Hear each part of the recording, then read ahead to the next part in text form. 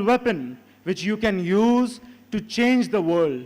Today, we wield that weapon with purpose and determination that will not only fulfill our aspirations but also benefit the society.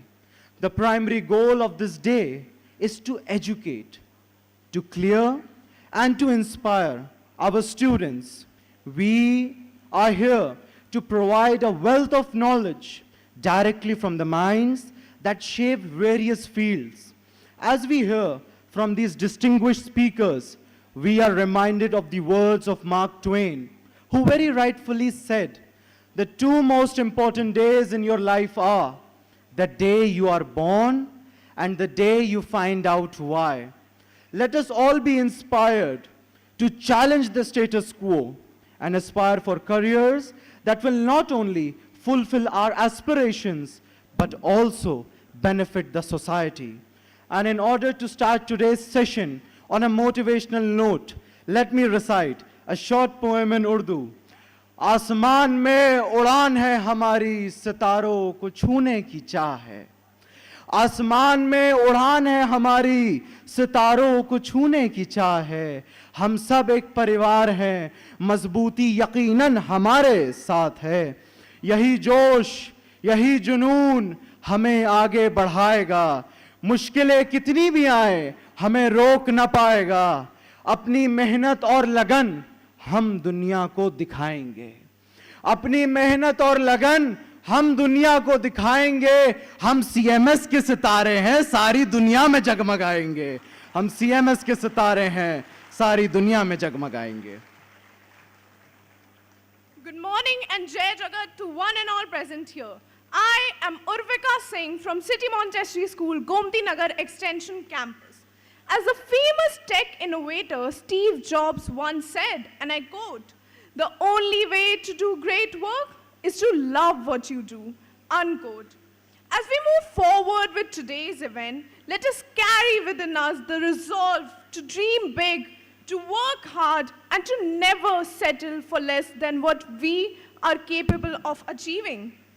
Let us remember that our careers are not just jobs, they are the legacies we will leave behind. The educational value of today cannot be overstated. It is a rare and valuable opportunity to hear first-hand accounts from business experts to gain insights that textbooks alone cannot provide. This is a day of networking where connections are made that could influence the course of your future. Remember, as Albert Einstein said, in the middle of difficulty lies opportunity. Use today to seek out those opportunities, to ask questions, to build bridges that will support you as you journey through your career.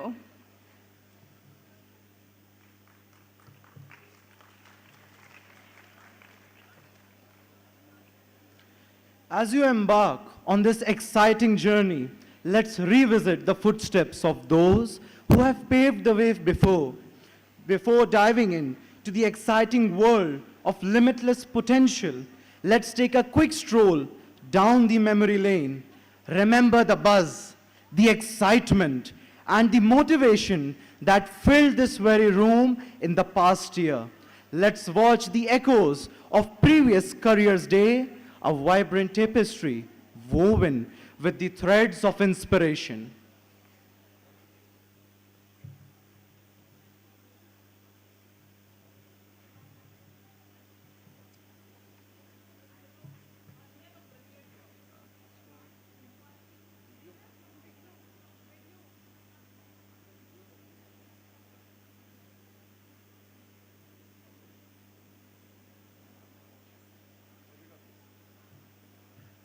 In the grand tapestry of life, where dreams intersect with opportunities, we are privileged to welcome a distinguished assembly of accomplished individuals, our esteemed career experts, whose journeys are adorned with triumphs and wisdom, grace us with their presence today. Your footsteps, edged with experiences, are the pathways our students seek to enlighten their own destinies. We are honored to be the platform through which you can inspire the architects of tomorrow. Now, I invite respected Mrs. Chanda Kundra ma'am, Head Career Counselor at City Montessori School, to provide an insight to Careers Day. I kindly request ma'am to please come up on the dais and enlighten the minds of young individuals present over here.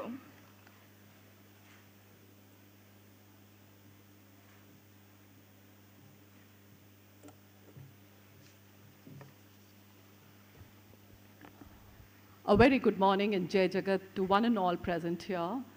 It's very heartening to see you all children in a good strength. I'll not say the strength that we were expecting, but it's a decent strength, keeping in mind the Raksha Bandhan and the rains today. But thank you. It shows your sincerity and, the clarity that you want for yourself, that you've made an effort to come here today. Wonderful. Pat your back. You're going to go back gaining much more than those who have missed this opportunity today. Touch a child's heart, you will be remembered. Touch a child's mind, you will be venerated.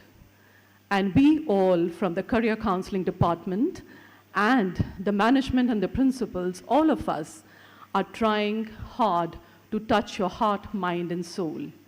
And for that very reason, this entire Career Day has been designed and curated for you. Children, today is all about exploring the endless possibilities that lie ahead. As you begin your journey, you begin to shape your future.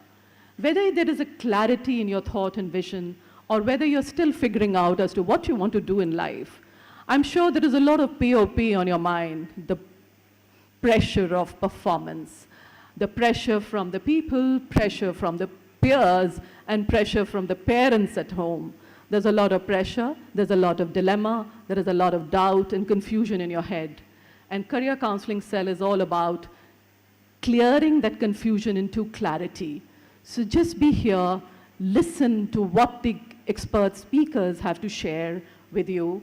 They are, with their immense, experience of life, of career, and they have something very important, their career paths, the paths that they have, walked to reach up to the position that they are today. Clear all your doubts, ask all your questions, and I hope that you all go back with absolutely clear mind and a very informed decision about your career graph. Children, your career decision is uniquely yours.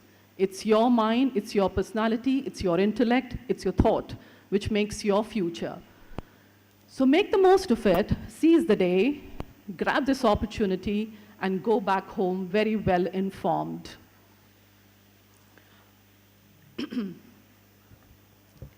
I would like to extend my heartfelt gratitude to all the career experts who have graced the occasion today. I know that you've given your Sunday to all of us. You've given your off day to make the future days of our children bright. We are extremely grateful for your presence. Thank you very much.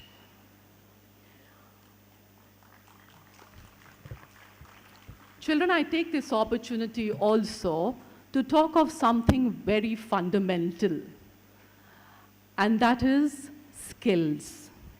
That's the buzzword. You would be hearing this word again and again from your teachers, from your friends, from all across. Yes, skills is the key word today for the success of any career that you are in. Last week, I was listening to the news on First Post, and the news from Business India, the report that was submitted, was very alarming. It stated that 20,000 engineers pass out every year, and 80% out of them are unemployable. There are no jobs for them. Or they have to settle down, the jobs that are offered, though by big companies like Cognizant, Wipro, Tata's, and Infosys. But can you imagine the salaries a fresher who's just a basic engineer gets? It's just 25,000 rupees a month. That's a report which came out last week. Out of these 20,000 engineers that pass out every year, it is just 2.1% that has the skill. Other than just basic engineering course, they have the AI skills. They have the digital skills with them. So they excel. They stand out from the crowd of basic engineers. And this is what we want to tell you, children. I'm sure all of you sitting here are aspiring to get into good colleges, colleges with very high rankings. But have you ever wondered, how do these colleges get these rankings? Because the selection criteria is very, very competitive. They only take in very high ranking students, and that's how they're able to maintain the ranking of their colleges. Now, how do we get that? You need to ask the question to yourself when you're looking at very top ranking colleges, why me? Why should they give me an offer? Why should they select my application over the others? How am I different from the others? There are a few criteria of selection. One definitely is academic scores, very, very important. We all want you all to do well in your academics, and that you are as it is doing it. We find all our CMS students very high scorers as far as the grades are concerned. If you look at the SAT scores, if you're talking of foreign applications, the SAT scores are also pretty decent. I find children going above average, more than 1,400, and above 1,500 is a pretty good score. Even your predicted scores that your school gives you is on the basis of the scores that you receive in your 10th, 11th, and 12th. So that also come out to be a pretty high score. So if you look at predicteds, your SAT scores, your transcripts, all of them are very tangible documents that give us an understanding that you're very good with your academics. But if you see around, every child is good at it. How are you different? Why do they give you an offer? And if we are looking at foreign admissions, the international student acceptance rate in top universities is 15 to 18%. International. And you are part of that huge international conglomerate like China, Vietnam, Korea, and you are like, India may come into 2 to 3%. So you're fighting for that 2 to 3% acceptance rate in the universities. So you have to have an edge, children, over the others. You have to speak more about yourself in the applications that you apply to good colleges, whether India or abroad.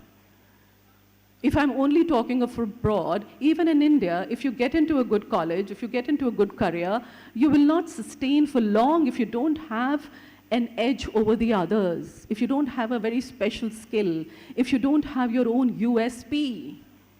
You need to create one for yourself to stand out in the crowd, because the crowd is getting huge. And the world is not going to wait for you, children. The world will keep moving on. You have to be in the race. You have to find your potential. You have to find your skills. First, work on your basic core skills. Skills of, communication skills, critical thinking skills, understanding, using what is being taught in class practically, understanding what is the use of what I'm studying in class, stepping out of the comfort of the classroom teaching. You need to make an effort, children, and you are all grown-up adults and you can do that. One amongst you is here with me today who will share, what all she has been doing, and it amazes me. In fact, when I spoke to her and I looked at her profile, I was absolutely amazed that a child, 17-year-old, can do it, what I today cannot do it, right? So I will just call Kavya here, Kavya Agarwal. She will share her profile with all of you, and I'm sure her activities and her, profile is going to inspire most of you. Kavya, can we have you, please?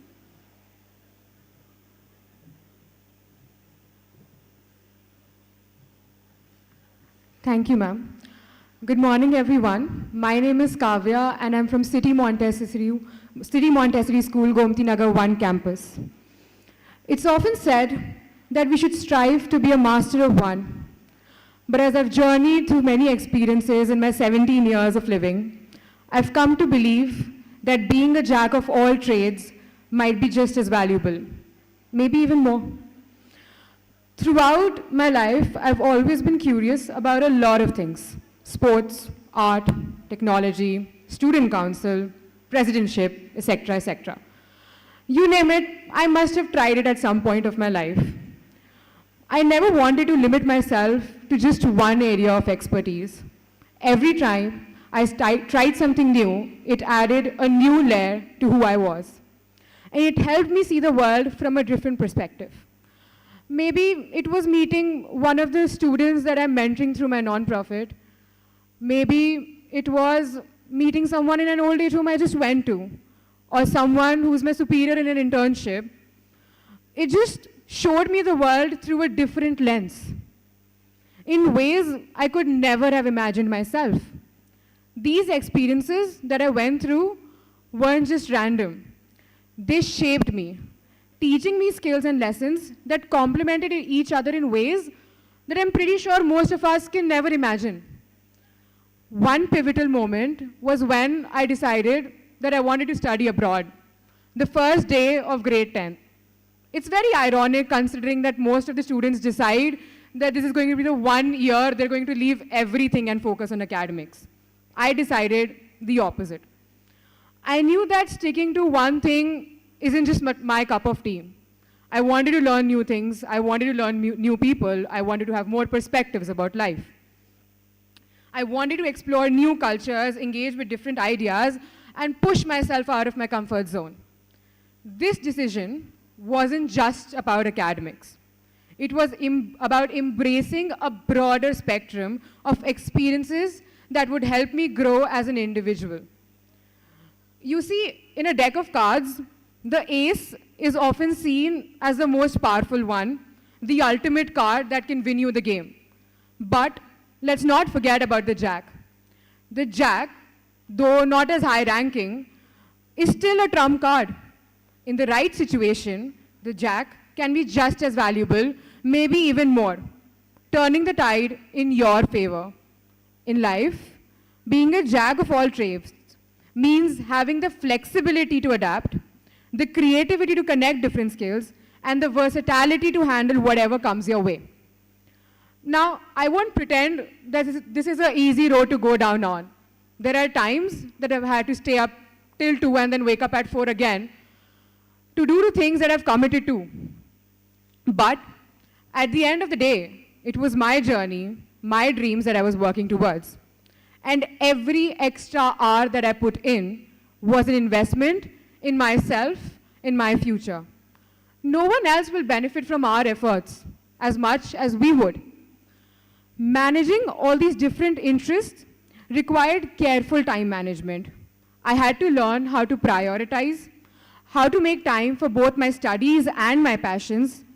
But the more I balanced, the more I realized that every second that I put into a new skill or activity was an investment in myself, in my future, to create a better life. It wasn't easy, but the benefits were undeniable. I was becoming someone who could adapt to a lot of situations, someone who could connect the dots between different fields in a way that others might not. One of the biggest lessons I've learned, and trust me when I say this, that you study better when you focus on extracurriculars.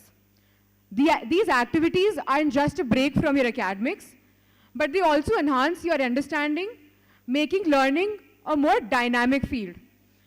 They are going to teach you life skills like teamwork, leadership, and turn you into a well-rounded individual ready to tackle the challenges from multiple angles. For example, many of you may be aspirants for different exams. Everyone knows how to solve a certain question, but how you approach that question to do that question in a limited amount of time is what differentiates you from others. It's the same thing which is applied to life in general. You have to, everyone knows how to solve problems, but then you have to solve problems in a certain way, in a certain time frame, and that is what is going to differentiate you from all these individuals around you. Looking back, I can say that I'm grateful to all these experiences that pushed me to be the jack of all trades. It's given me the courage to step into the unknown, to take risks, and to trust that my skills will guide me through whatever comes next. And as I prepare for my future, for my decision to study abroad, I know that being a jack of all trade, that doesn't mean that you just go, you try out a thing and leave it. No. It means you master the art of learning that thing and growing from every experience. So, to all of you here today, don't box yourselves into just one skill or get caught up only in academics.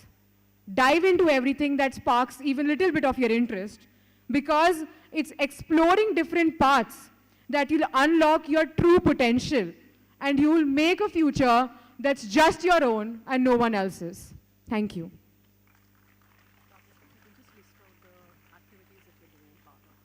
And as a part of the activities that I'm doing, I have my own non-profit, which has been working for more than 15 months now. We cater to students who don't know basic things that they should, like for example, good touch, bad touch, about puberty, about what is right, what is wrong in the world.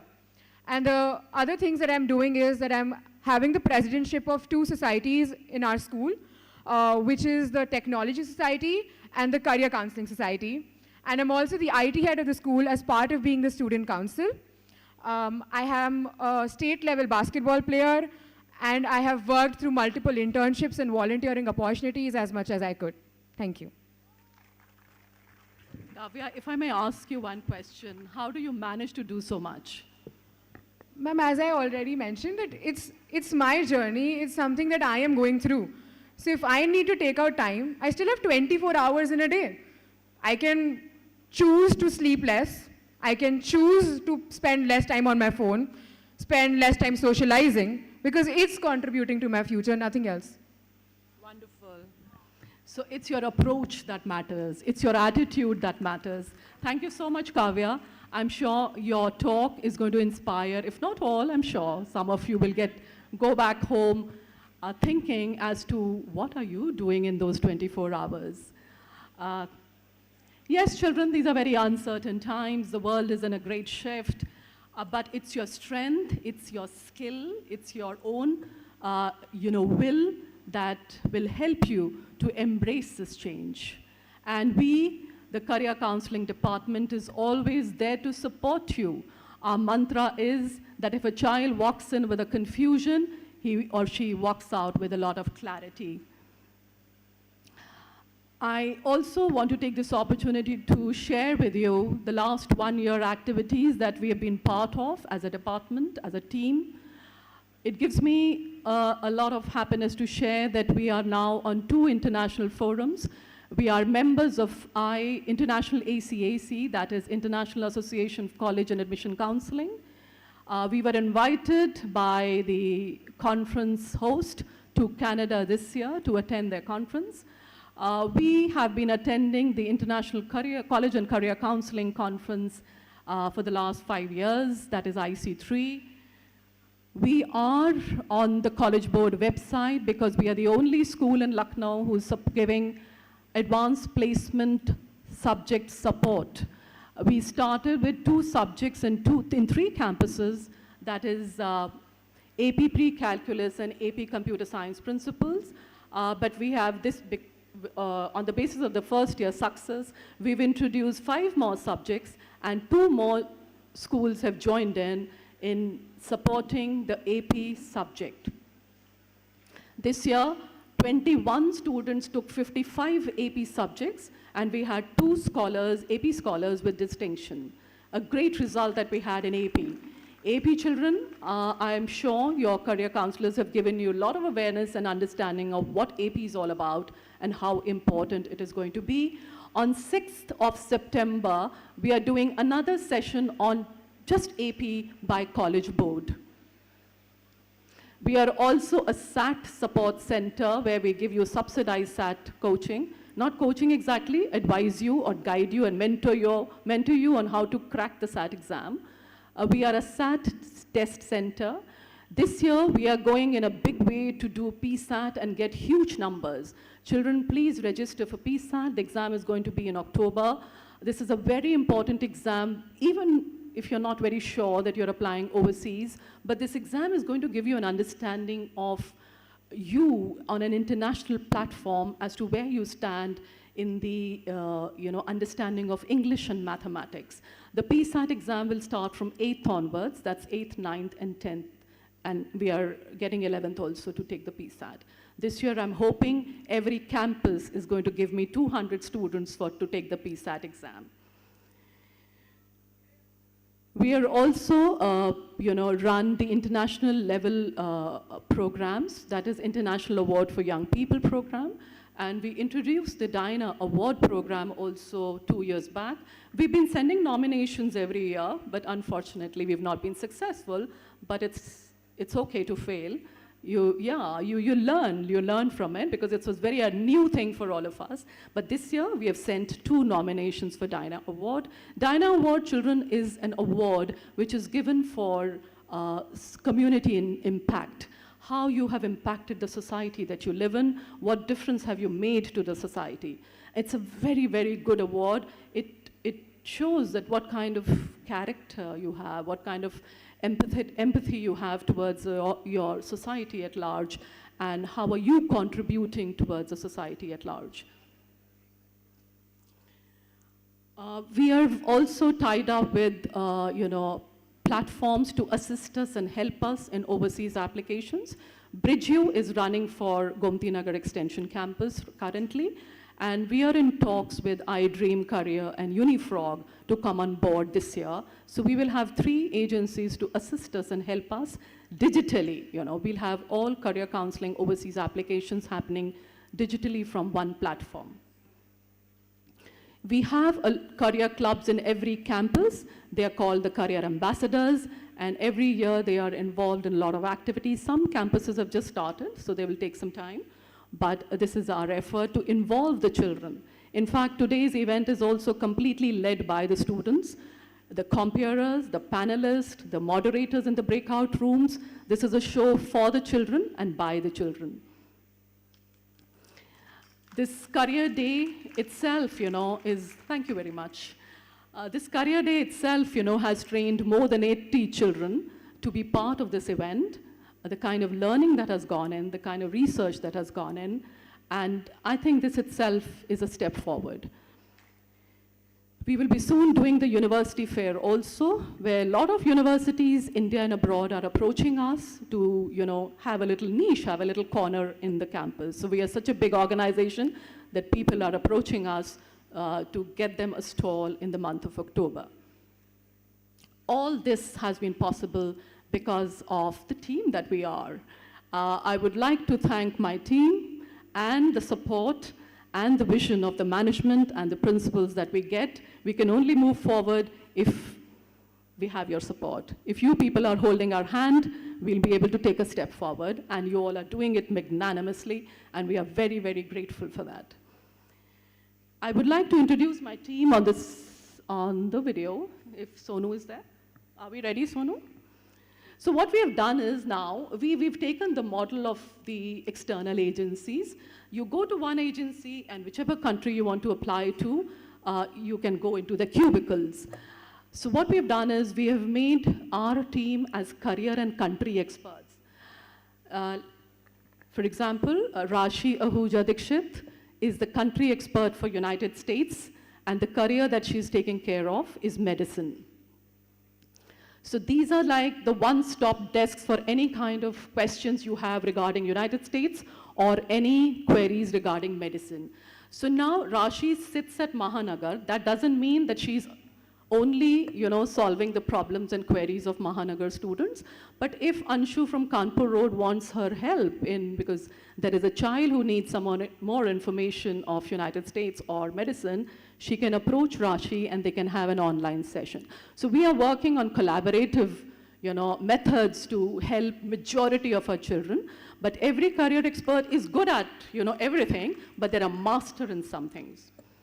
Anshu is taking care of UK as a country, and she's looking after all the STEM courses. Sonu Bakshi, sorry, the third was Manjuli. Manjuli is looking after UAE, and she's taking care of international relations. Sonu is the expert on Canada as a country, and she's looking after government and public administration. Jaya is an expert on Australia and New Zealand, and she's taking care of psychology as a career. Preeti has been given Germany, and she's taking care of law. Then we have Gracie, who's an expert on Europe, and she's looking after the careers in hospitality and tourism. Anushka is a country expert of South Korea, and she's looking after fashion and architecture and design. Dipali, who has just recently joined us, we've given her Singapore and Southeast Asia and liberal arts as a course and career. Last but not the least, the man behind this show, Mr. Shashank Srivastav. He's also taking care of Japan as a country, and he's looking after chartered accountancy and business administration as a career. Thank you very much, children. I conclude with all of this. Just one thought: trust yourself, believe in yourself, be yourself. Don't let the spark in you, go away. Just be you. You are very unique, and have a wonderful day. Thank you very much.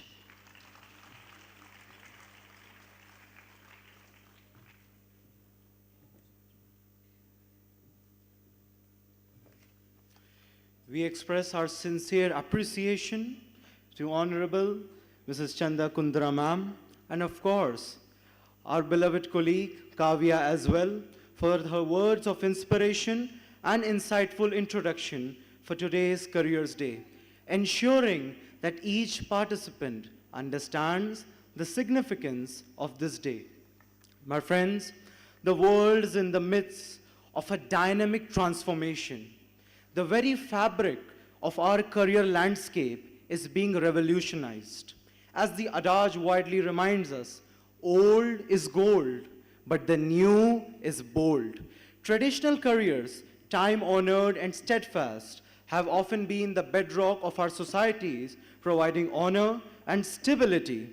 Yet, in this age of relentless innovation, the dawn of cutting-edge technologies, and the ever-expanding industries has unleashed a torrent of exhilarating possibilities.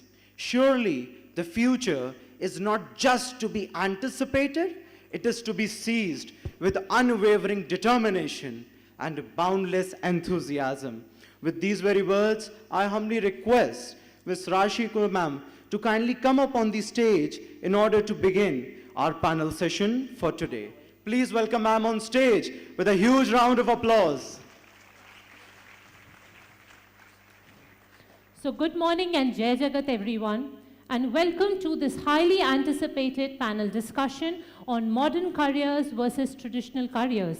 Today we have the privilege of hearing two exceptional students and two distinguished experts who represent distinct perspectives on this crucial topic. We are honored to have with us our two career experts who are leaders in their respective fields. We invite on stage Professor Dr. Amarpal Singh, who is the Vice Chancellor of Dr. Ram Manohar Lohia National Law University. Sir. Please.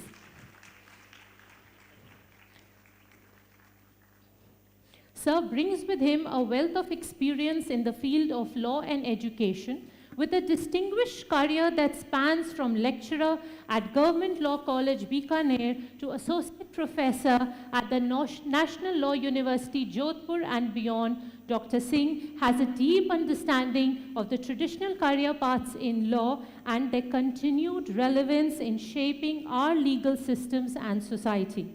We also invite Mr. Dheeraj Sanghi, the Vice Chancellor of J.K. Lakshmipat University. Children, with a loud round of applause.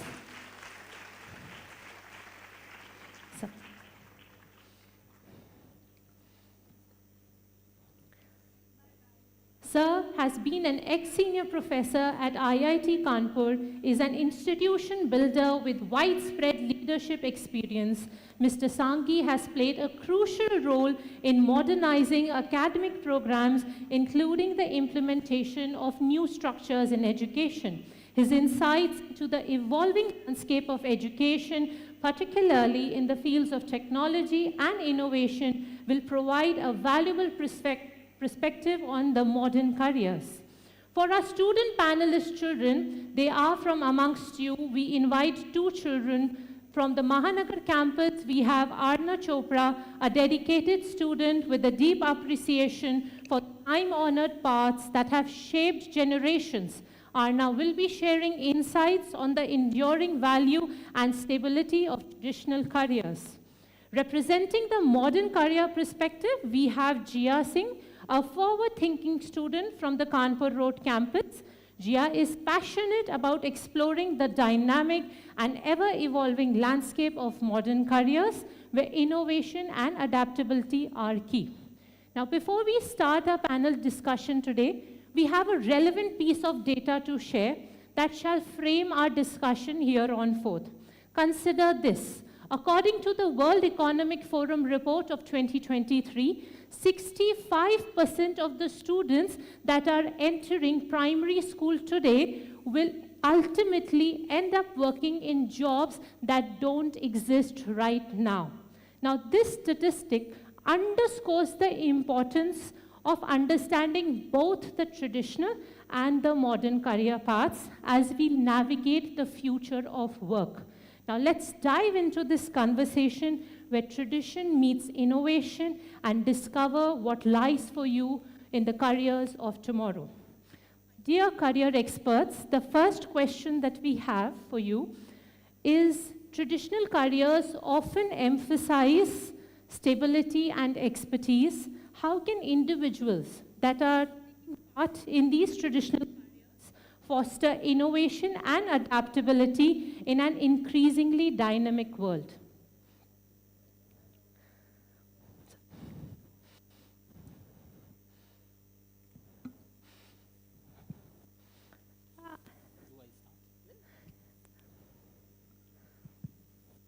Hope I'm audible Yes. across the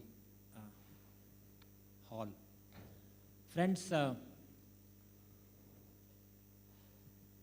we generally understand it that everything changes except the rule of change.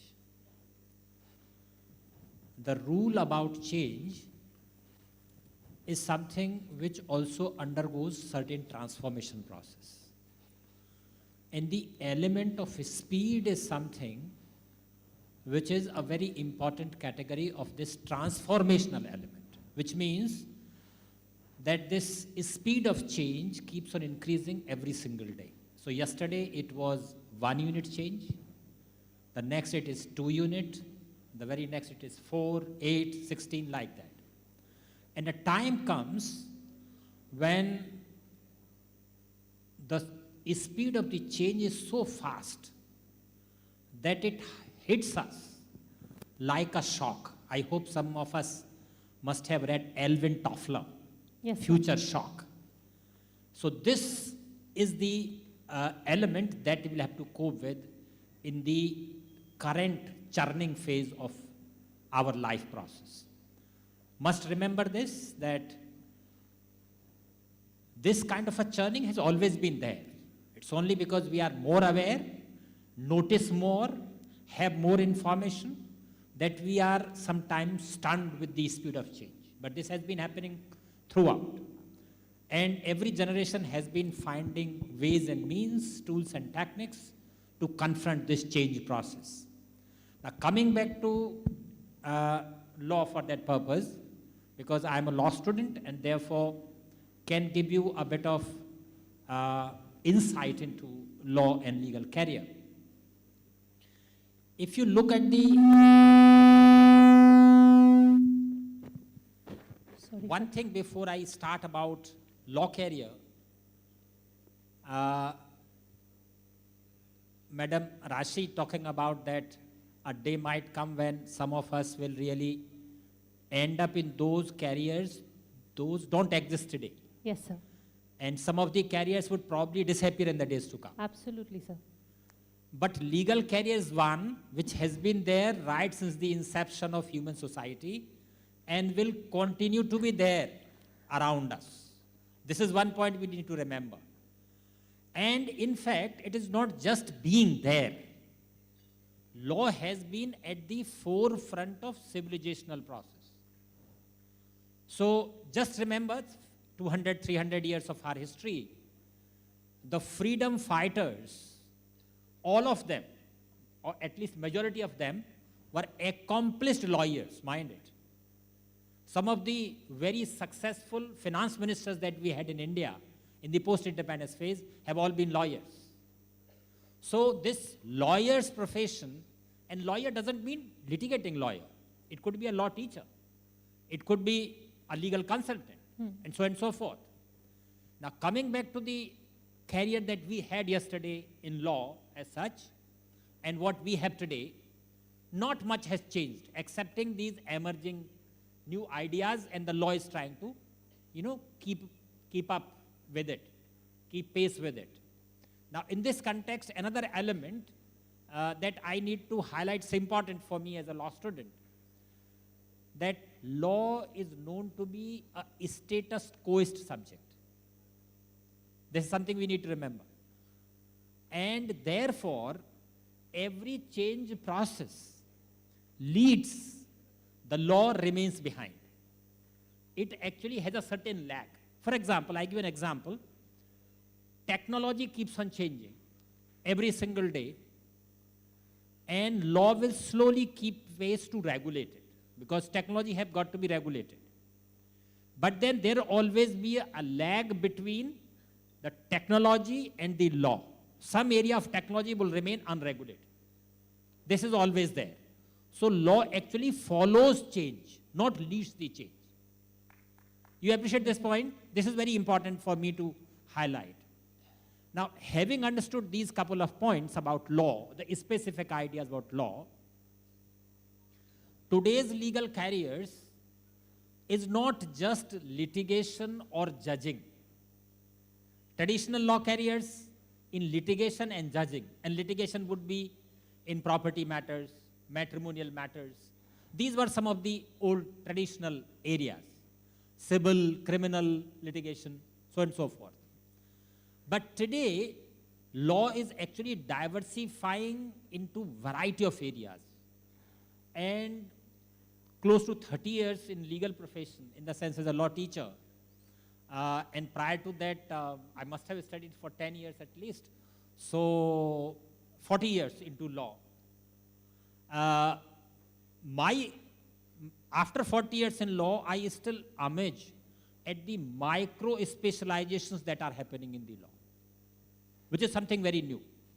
So innovation and discovering new areas where law can enter into is one of the things that you need to understand and appreciate properly. Now, in emerging areas, there is a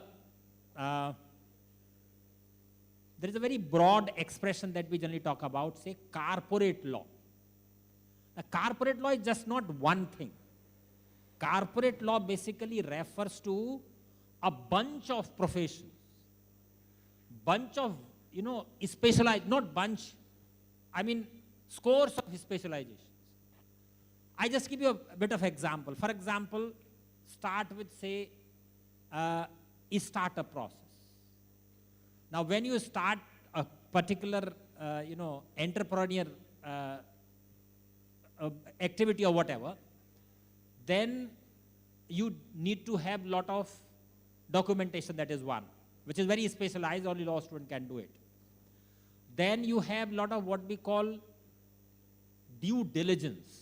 In law, we call it due diligence, which means all kinds of compliances. I give an example. I was teaching in NLE Jodhpur way back in 2007-8. And at that point of time, these malls were not very common. So MACD was in the process of construction in the city of Jodhpur. MACD was a big mall. It's still there. It was getting constructed. One of our students was working with me. So I just asked him, can you see how many legal compliances a construction process, has to take care of. So now construction law is emerging as a infrastructure law, construction law. These are new areas. And in every area you have, say, for example, construction negotiations, construction contract management, construction contract forming, construction mediations. These are some specific micro specializations that I'm talking of. May or may not believe it, and even law students might be surprised. The student worked for 2 weeks, came back and said, sir, they need 128 compliances. My goodness. A simple mall construction at that point of time, I'm talking about some 20 years back. Maybe that these compliances have increased, which I'm not aware as a law student. So appreciating this change process, trying to, therefore you need to have those research skills and all of that, appreciating and understanding this change process and where and how the law will regulate it to the benefit of the society. Please understand it, change will keep on happening. So all kinds of legal mechanism and legal paraphernalia that we have is an attempt to give change a desired direction. Law and legal mechanism that we have is an attempt to, I hope I'm not just a couple of minutes. So law and legal paraphernalia that we have is an attempt at giving this change process a desired direction. So you will have to understand and appreciate the whole social mechanism, you know, the transformation process that is happening, the churning that is happening, what is good or bad for us. So you need to know almost everything under the sun for the purpose of surviving in the legal field today. And this reminds me of a French professor who was my teacher, incidentally, who would say, thinking law is thinking God. Just as God is there everywhere, law is there everywhere. You think of this small gathering, there's a certain law that binds us to a certain behavioral pattern. There's a certain, you can think of 100 things within this hall. There's a certain law which goes into the making of this entire thing. I can keep on giving examples.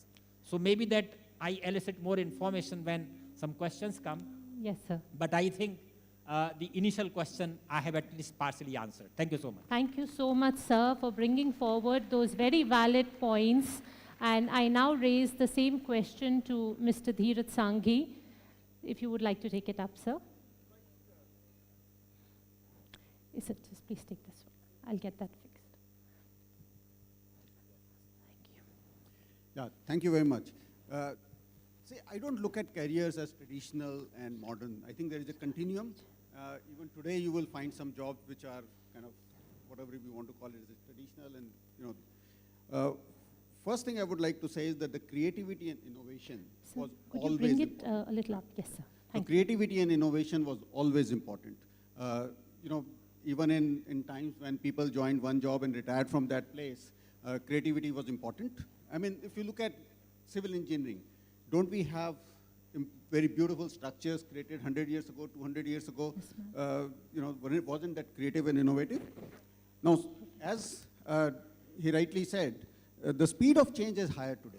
I think that's the major change that has happened in the last 20 years or so, that the speed of change is higher, and therefore, to be in the same career, you need to keep learning.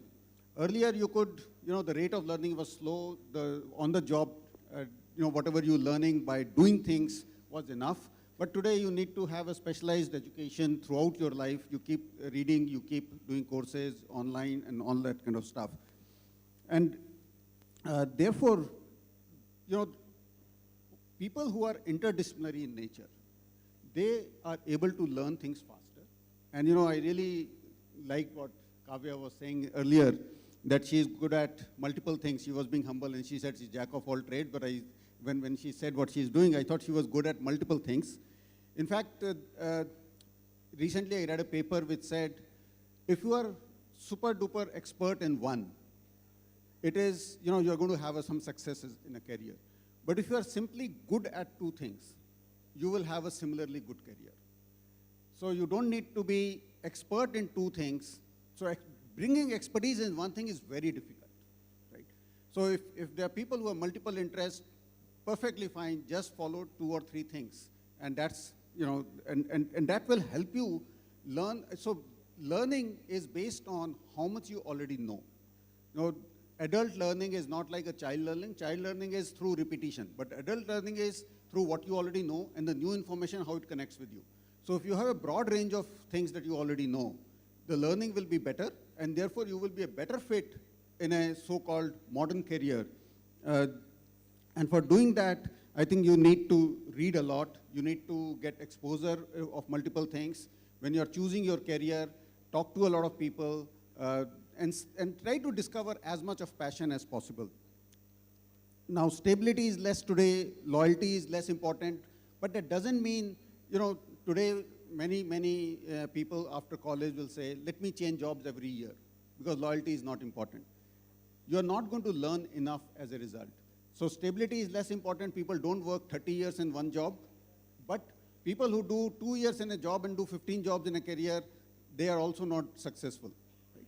So I think we should continue to kind of do the right things of the traditional careers, but things that have changed, which is primarily based on speed of change of technology and knowledge, those are the things that we should adapt.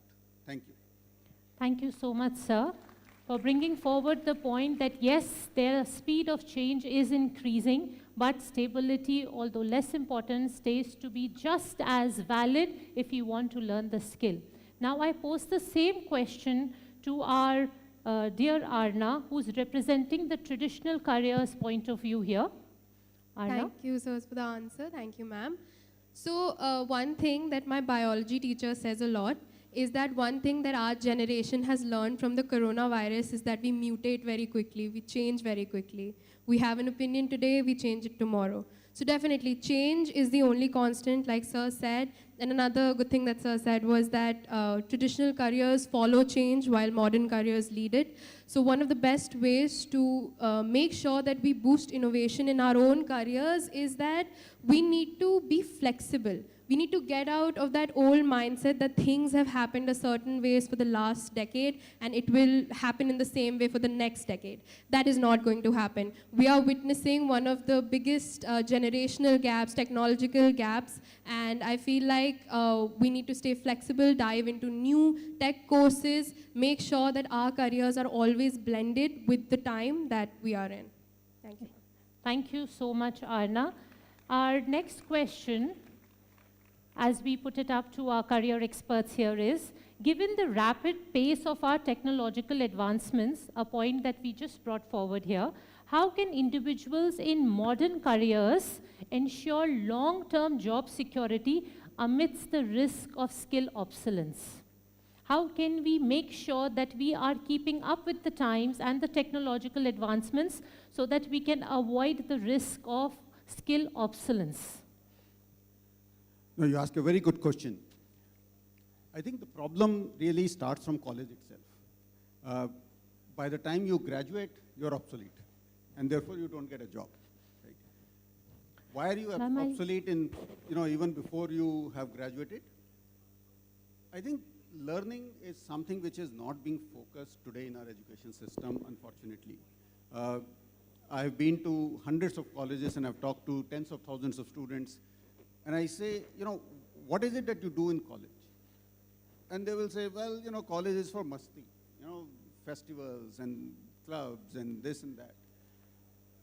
I think, if you learn my advice to students have always been, if you just spend 10 hours a week on serious learning, I think there is no question of your becoming obsolete ever, right? And 10 hours a week, just compare this with a typical, good university. What do they say to their students? That you should work on academics about 50 to 60 hours a week. That's, if you really want to be an expert, if you really want to, change the world, that's the kind of hard work that you need to do. But if you just want a job and not become obsolete, only 10 hours a week is something that is important. Now, if people cannot spend 10 hours a week in college and beyond that, they deserve to be obsolete. Yes, sir. So I think that this is, you know, I don't believe that the rate of change is so fast that we can't cope up with it. After all, this change is also being managed by humans, and there is no reason why we cannot cope up with this. 10 hours a week is all that you need. Thank you so much, sir. Yes, sir. So, remaining relevant in the changing paradigm, that is the question that I address from the perspective of a law student. We need to remember that even the change process has certain fundamental principles which are universal in nature. And therefore, in law career particularly, the basic skills that were required yesterday, their numbers may have increased today, but they continue to be relevant. So if you think in terms of law and legal career, let me tell you that the element of skill is getting prominence in the current legal learning process. Now this skill is not one skill, let me tell you. This is a set of skills. And when I say set of skills, this really means skill in the sense of fundamental. I give you an example. So say for example, just for the purpose of explaining it, I'll take a couple of minutes. So say for example, I give you a book, and the name of the book is Theories of Swimming. And I ask you to read it from cover to cover. You have read it, come back to me, and I tell you, take a jump into the swimming pool. Can you swim? You cannot. Because swimming is a skill that has got to be cultivated. Similar is the case with law and legal profession. You need a set of skills to get cultivated for the purpose of being successful in the career. Now, I just talk about, say, maybe half a dozen skills. One of these skills is language. Now, this might appear to be very, very odd proposition. Language is something which is required everywhere. But for a lawyer, we generally say in legal field that one who can manipulate the words can manipulate the world. That is the importance of language and legal skills. I mean the linguistic skills.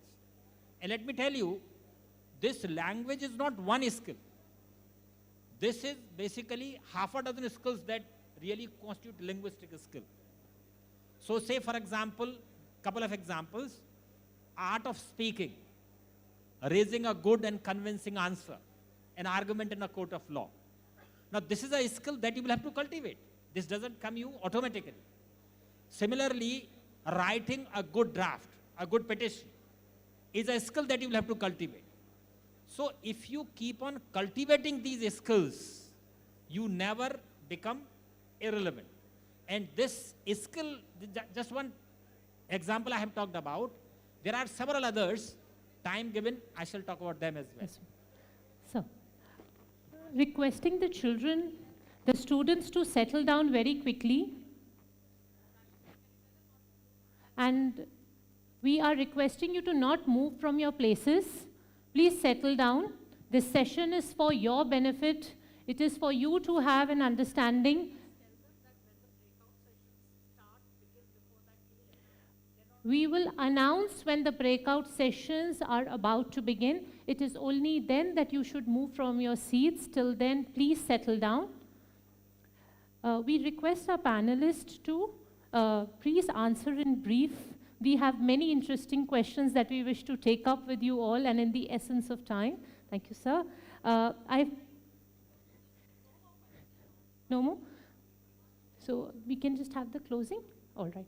So, sir, as we close today's session on our panel discussion, I would like to ask Dr. Pal, sir, if you could give me that one piece of advice that you wish you had heard when you were choosing your career. Actually, I did not choose my career the way you think that one day I decided to be a law teacher, so I became a law teacher. More or less like what Kavya was talking about. I kept on exploring different fields and almost, get into the law teaching, which I loved like anything. And that's how I built up my career as a law teacher. So today, there cannot be one single formula for determining your career, because every individual for that purpose is a bundle of potentials. He's born with certain potential, and he will have to explore as to which element he likes the most, and then there are a lot of uncertainties in the world around, and then see in which area he fits in. So it's very difficult to give a cut short formula as to what determines your success in a given career. Thank you so much, sir. So if you would like to take that up briefly, then we can wrap up our panel discussion. Yeah, thank you. I kind of agree with him. If when I was in 12th class, if I had exposure to multiple careers, it would have really helped. Not that I'm, saying anything like, I think I've enjoyed my career, I've been reasonably successful. But if I knew, different engineering branches, if I knew different colleges, if I knew more information, so I really chose my career, and almost all decisions were like, bhed chal. Everybody else is doing it, therefore I should also do it. It has worked out for me reasonably well, but as I said, if I get more information, if I had these kinds of career fairs in my time, I think it would have really helped. Thank you so much, sir. It is through today's discussion that we've explored the importance of both traditional and modern career paths in shaping the future. We thank our esteemed career experts, Professor Dr. Amarpal Singh and Professor Dheeraj Sanghi, who have further enriched this discussion. We thank our student experts for being here, and we call a close to our panel discussion. We'll move forward with the next item. Thank you so much, sir. Thank you, dear students. Children, let's thank them with a big round of applause. Thank you so much, sir. Thank you.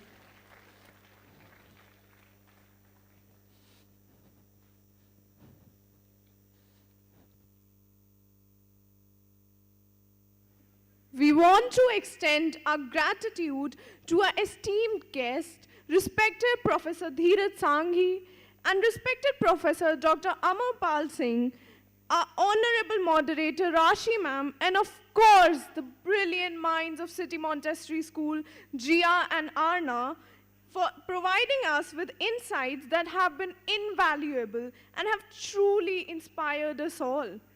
We humbly thank you for taking your time to be here with us today. Thank you, sir. Ladies and gentlemen, let us all extend an exuberant welcome to an iconic figure in the realm of education, a visionary whose unparalleled dedication and profound wisdom have illuminated the paths for innumerable students, guiding them towards their destinies. It is our distinct honor to invite to the stage Dr. Amrita Das, the illustrious founder of the Institute for Career Studies. Ma'am, we eagerly await for your inspiring words. Please welcome ma'am on stage with a thunderous round of applause.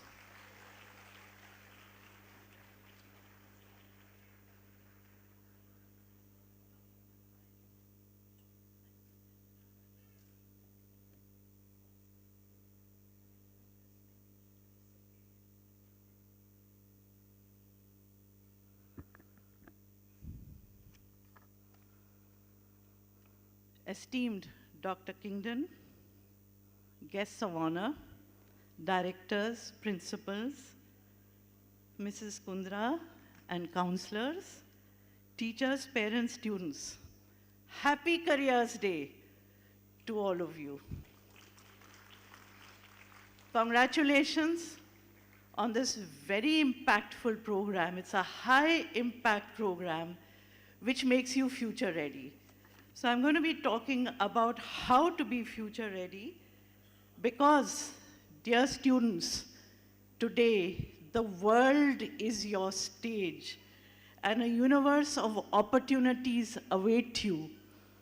But remember, as you reflect on this, keep in mind that there are no ideal careers, only ideal choices.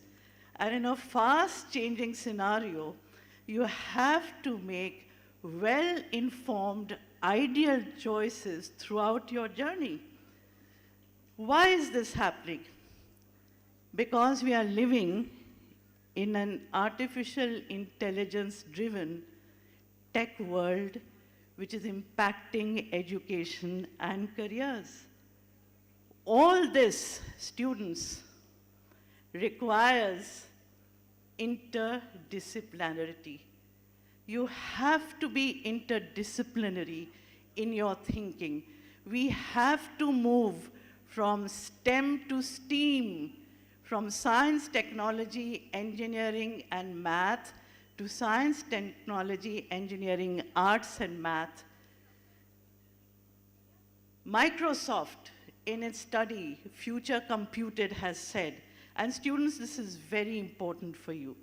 It is said that in future, to be successful and ensuring that artificial intelligence impacts humankind, every person in technology, that is every engineer and scientist, will have to have knowledge of business and humanities and vice versa.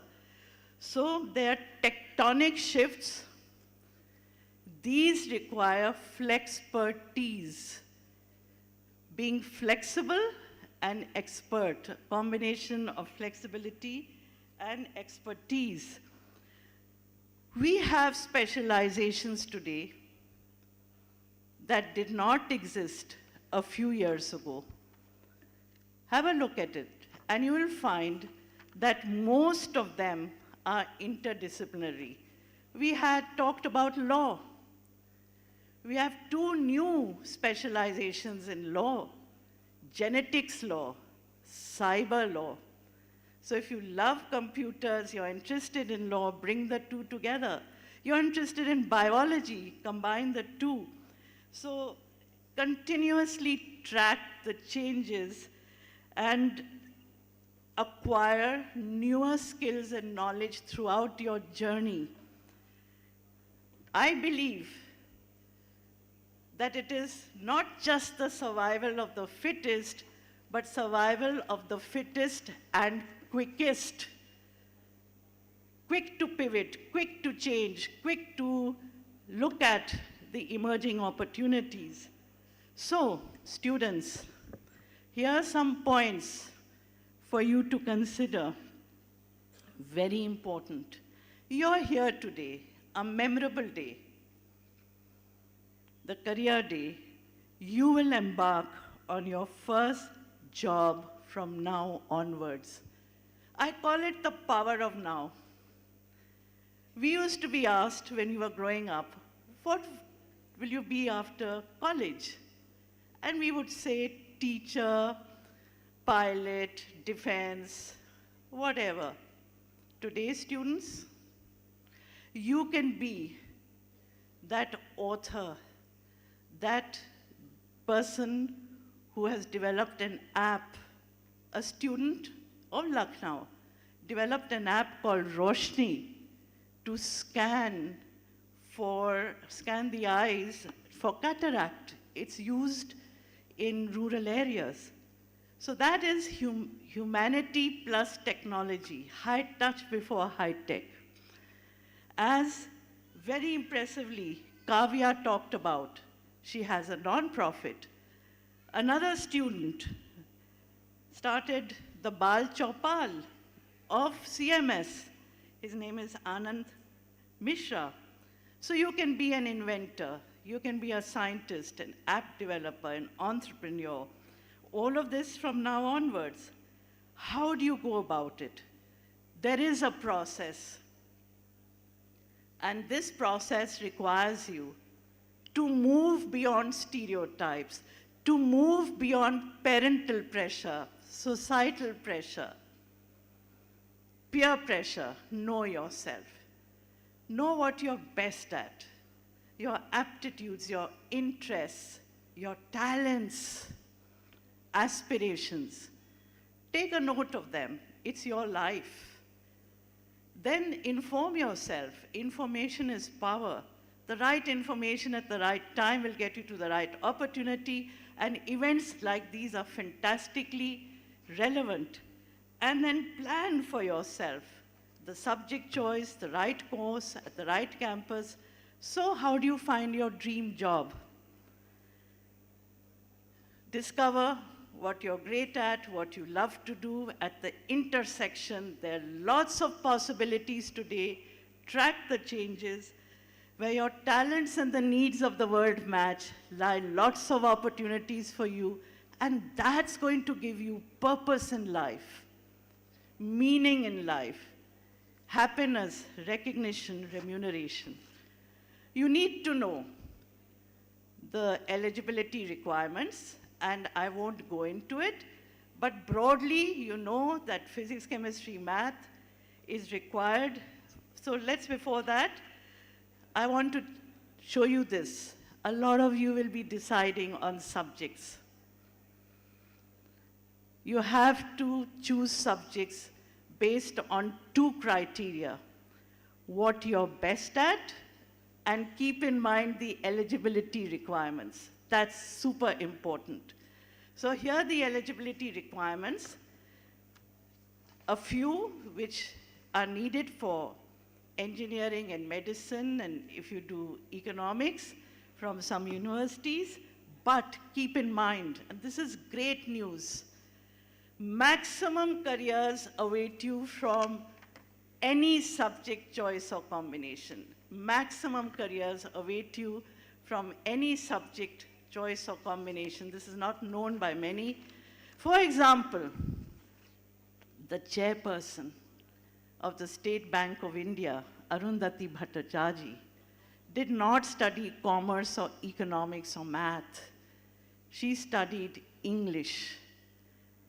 Anything will take you anywhere, provided you have a command over it, develops your mind, and you have the soft skills. So let us look at the careers, a whole spectrum of them which are available to you from any subject combination. All of these career students will have a digital avatar, all of them. So these are career families which will always be there. Career families won't change, but each career will have newer and newer specializations. One, a digital avatar. Second, important to have the personal touch. So high touch before high tech. High touch, the personal touch. There are multiple routes for you students. You're very lucky. Multiple pathways after grade 12. You can go for an academic course if you love a subject, specialize in it, or switch over to something else, or go for a professional program, or combinations. There are so many choices. They have to be made in an informed way. There's flexibility, and alongside, you can take some great online courses.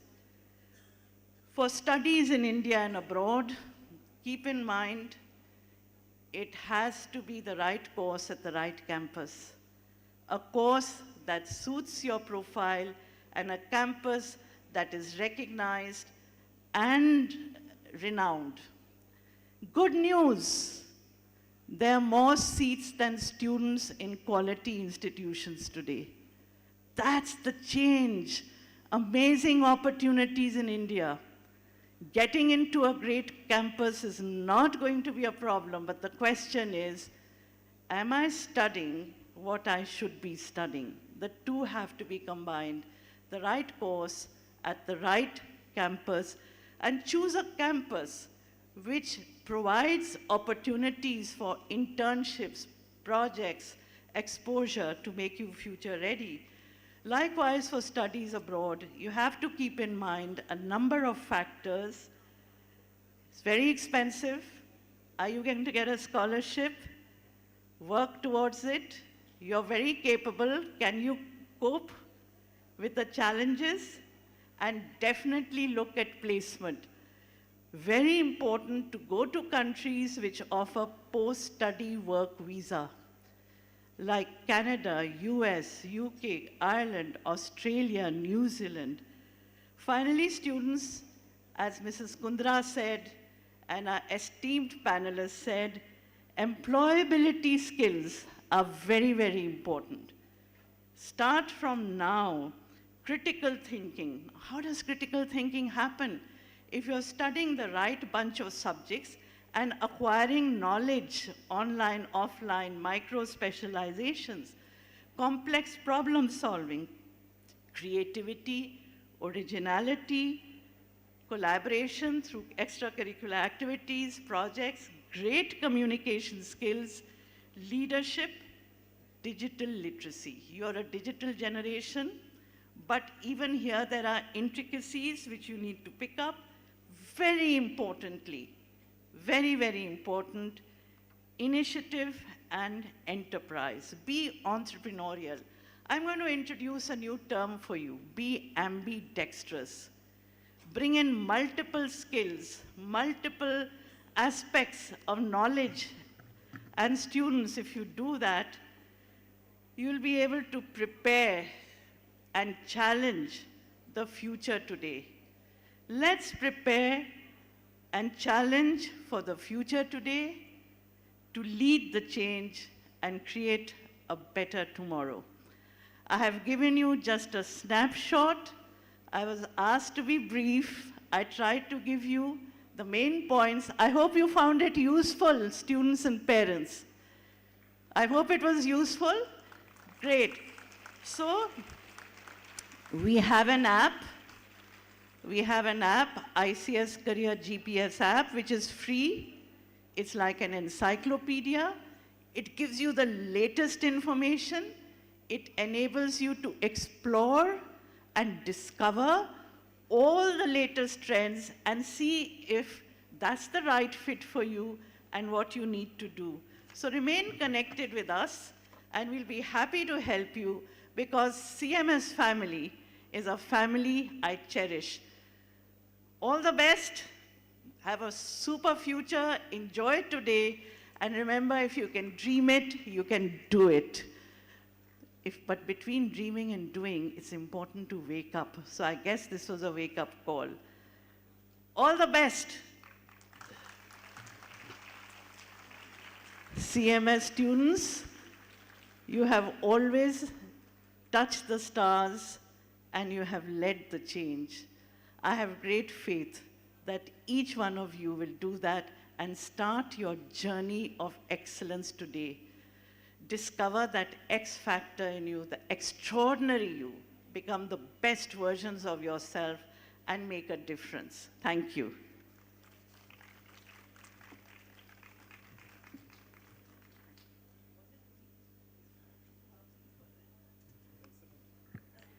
We would like to extend our heartfelt thanks to Dr. Amrita Das for her inspiring and insightful presentation. Her dedication to guiding students towards their career goals is truly commendable. After hearing Dr. Amrita Das ma'am, I can surely say that we, the students of CMS, are actually famous for shining even in the darkest of nights. So of course, clap for yourself. We are the students of CMS. We are the torch bearers of the legacy that our founders have forged in this world. Now it is my privilege to introduce an esteemed individual whose remarkable contributions have shaped the future of education both in the domestic and international circuit. We are honored to have with us today respected Dr. Professor Geeta Gandhi Kingdon ma'am, who is not just the manager of City Montessori School, but also a visionary leader. Please welcome ma'am on stage with a huge round of applause.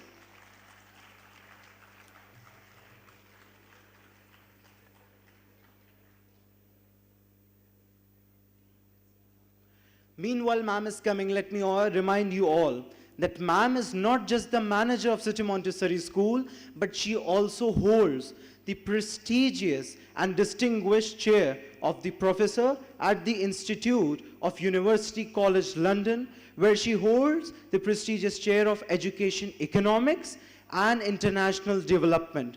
Her profound insights will surely resonate beyond these walls. Once again, welcome ma'am with a thunderous round of applause.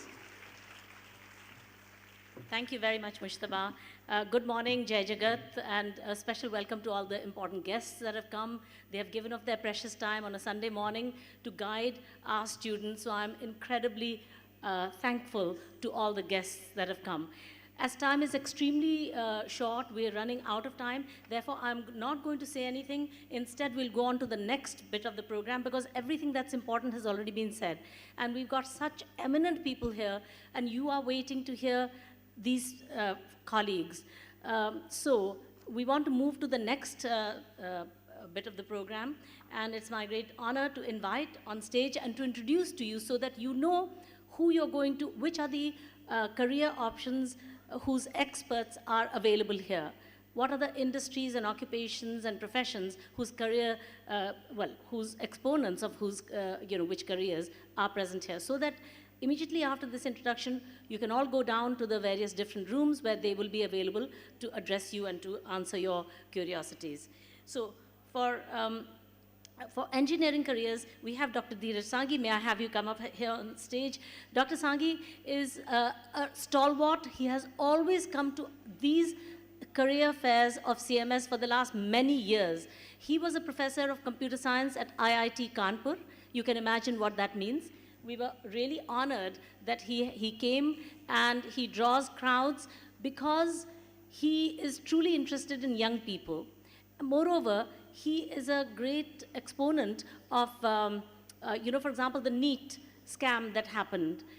Who informs the public about it? Who has the technical understanding in detail about these issues for years, who has been doing research on data, data that comes from these different examinations, and who deposes, first of all, writes public articles about it, and who informs the Supreme Court, because the Supreme Court, in order to make decisions, needs research. Who does that? Well, Dr. Sanghi is one of those people who does that. So he's an extremely important, a knowledgeable person in the whole field of education and higher education in India. He's an extremely data-driven approach. So we have Dr. Dheeraj Sanghi, who's currently now elevated to the position of Vice Chancellor of J.K. Lakshmipat University and in Rajasthan, and previously IIT Kanpur Computer Engineering Professor.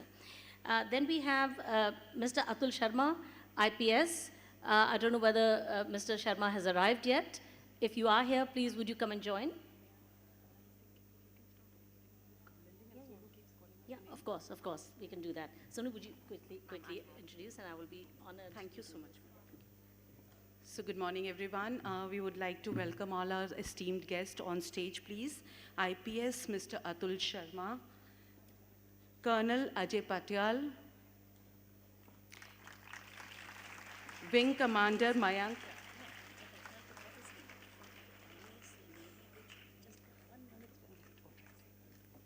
Colonel Ajay Patyal from the Indian Army, Wing Commander Mayank Kanungo from the Indian Air Force, Dr. Amar Pal Singh, Vice Chancellor for the Ram Manohar Lohia University, Law University, Mr. Vinod Prasad, Mr. Sachin Goyal, Dr. Dheeraj Sanghi is already here, thank you. Dr. Amrita Das from ICS, the Institute for Career Studies, Ms. Sumita Aron from Hindustan Times.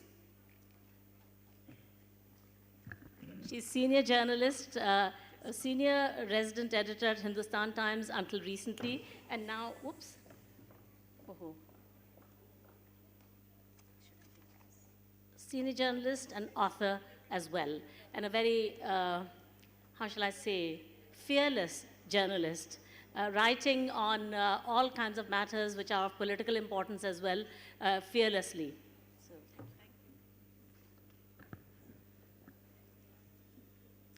Dr. Ritu Trivedi, Mr. Swetank Sharma, Mr. Madhukar Vashne, Dr. Ved Srivastava, Mrs. Shipra Anand, C.A. Devesh Agarwal, Mr. Sukhmendra Kumar, Ms. Ankita Singh, Ms. Rupali Bakshi, Mr. Abhishek Saxena, Mr. Milind Raj, Mr. Atri Chaturvedi, RJ Vipul Gaur, Dr. Suyash Yadav, Dr. Amar Kumar Tiwari, Dr. Vittal Ram Rayankula, Mr. Utsav Gupta, Mr. Raman Sharma, Ms. Reeti Arora, Dr. Yatish Pachori, Dr. Ajay Kumar,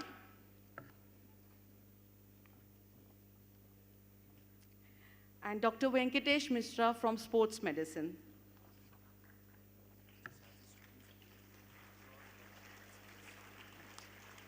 Can we have a huge round of applause, students, for our career experts? They are here to guide you, to walk your journey towards enlightenment today for the careers you are interested in.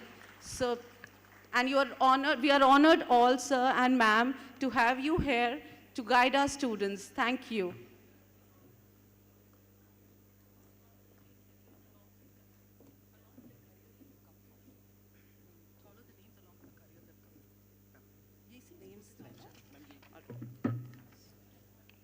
So, Mr. Atul Sharma, IPS, is from the IPS to guide you for the UPSC. For engineering, we have Dr. Dheeraj Sanghi. For medicine, we have an expert, Dr. Supriya Sharma. For sports medicine, we have Dr. Venkatesh Mishra. For biotechnology, we have Dr. Ritu Trivedi. For information technology, we have Mr. Abhishek Saxena. For aeronautics, we have Mr. Sachin Goyal. For robotics and AI, we have Mr. Milind Raj. For the Indian Army, we have Colonel Ajay Patyal. We have for Indian Air Force, we have Wing Commander Mayank Kanungo. For journalism, we have Ms. Sumita Aaron. For banking, we have Ms. Ankita Singh. For hospitality and event management, we have Ms. Reeti Arora. For law, Professor Dr. Amar Pal Singh. For energy law, Dr. Yatish Pachori. For law, again, it is Mr. Swetang Sharma. For the merchant navy, we have Ms. Rupali Bakshi. For aviation, we have Mr. Utsav Gupta. For data analytics, we have Mr. Atri Chaturvedi. For careers in animation, we have Mr. Raman Sharma. For pure sciences, we have Mr. Harshit Arora. For HR and marketing, Dr. Ved Srivastava. For entrepreneurship, we have Mr. Vadukar Vashne. For radio jockeying and podcasting, we have RJ Vipul Gaur. For chartered accountancy, we have CA Devesh Agarwal. For company secretariats, we have CS Sukhmendra Kumar. For careers in design, we have Ms. Shipra Anand. For careers in tourism industry, we have Dr. Amar Kumar Tiwari. For careers in climate engineering and sustainability, we have Dr. Ajay Kumar. For the academic career, we have Dr. Vittal Ram Rayankula. Thank you so much. He will be guiding you to how to become a professor and be a renowned person in the field of academia. He will be able to guide you so much, students. We are looking forward for sessions from all you, sir and ma'am. We are really privileged to have you all here. Thank you so much. Thank you, ma'am.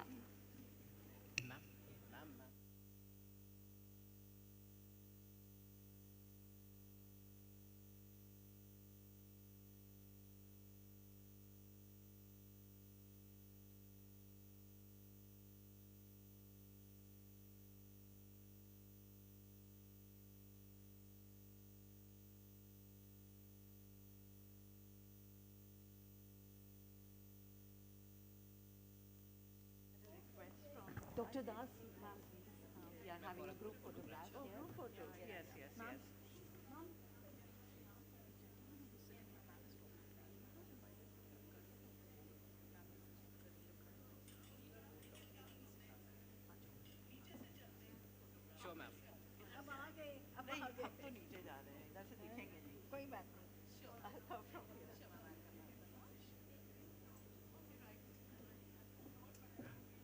Anshu, make an announcement of breakout rooms.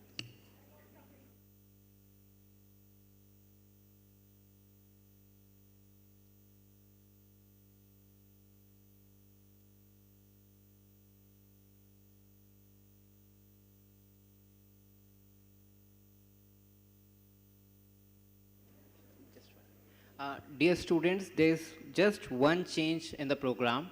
That's Training Center Room 10B. Earlier, the first session was scheduled as design, but there the first session would now be held for the academic career. And design has been shifted to room number 11, which would be the second career talk. So just to update you.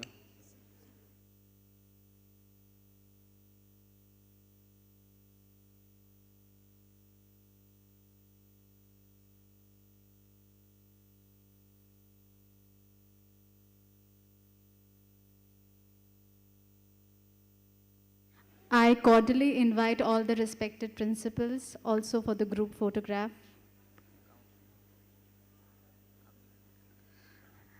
And the counselors.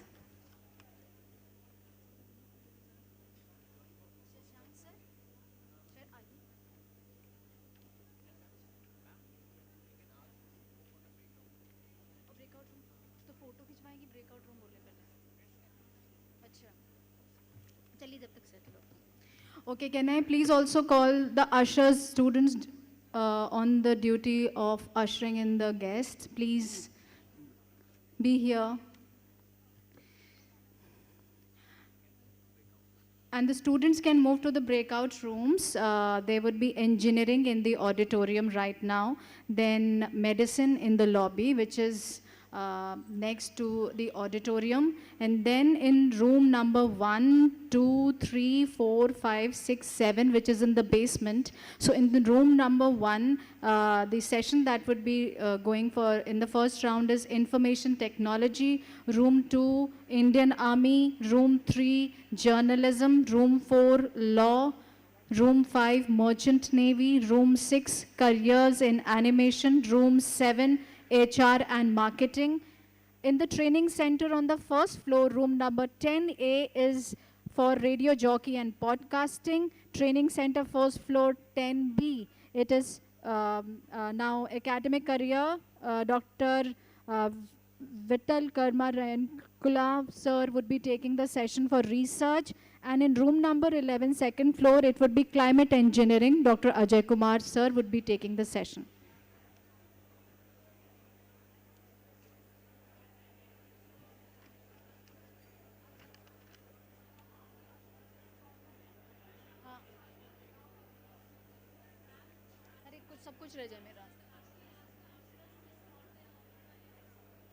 Usherers, please escort your guests to their respective rooms. पहले हम कह रहे थे photo खिंचवाने कह रहे हैं कि आप अनाउंस करिए.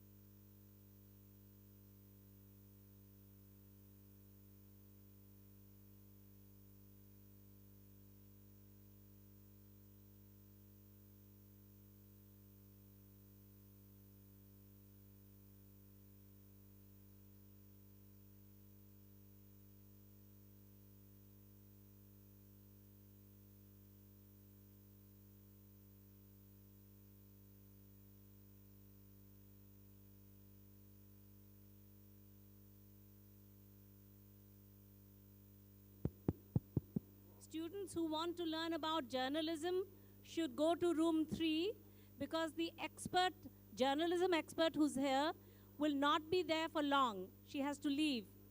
So if you are interested in journalism as a career, go to room 3 first of all. You can always go to any other career afterwards, right?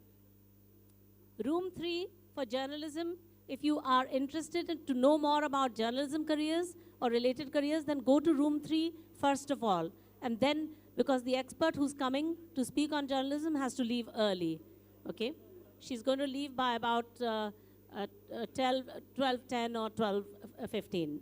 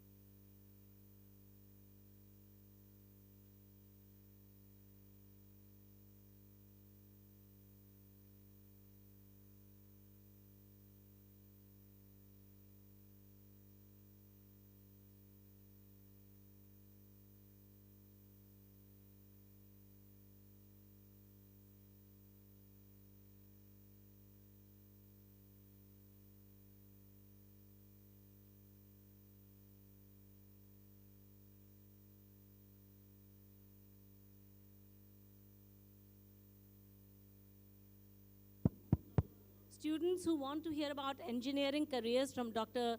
Dheeraj Sanghi, I think you'll get the most out of it if you're right up here in the front row, the front 2-3 rows. So can I request you to come right up?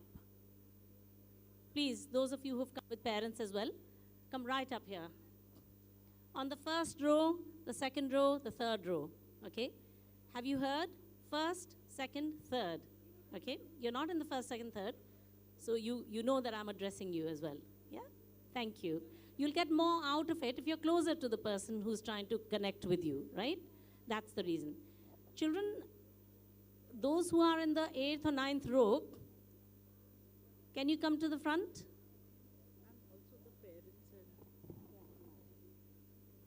The parents and the teachers accompanying the students, may I request everybody to come and occupy the first 2 or 3 rows. The sooner that is done, the quicker we can begin.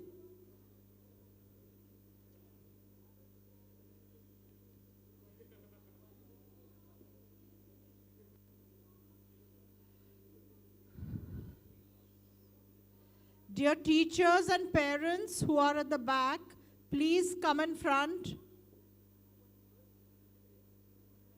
along with your students. Station Road campus, do we have any teacher from Station Road anywhere? Okay, yeah, come in front. There are still some teachers sitting at the back.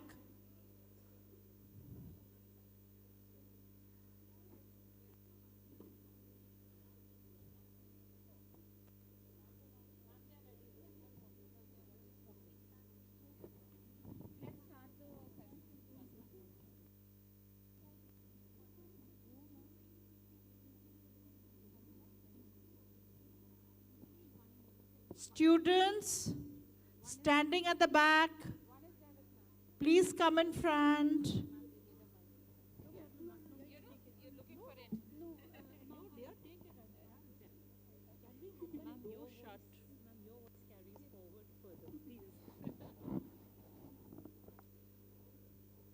We should shut that door there, no?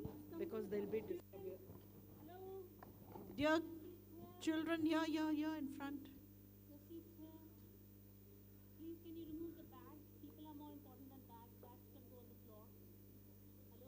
There are vacant seats here too.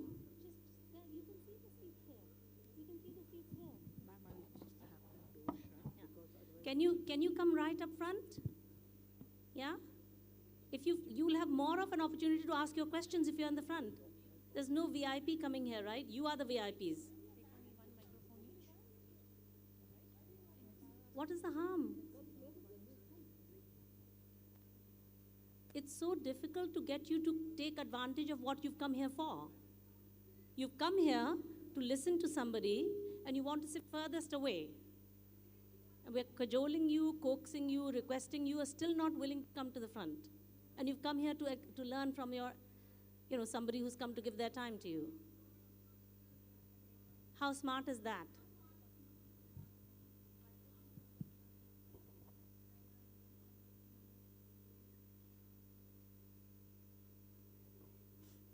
Okay. Yeah.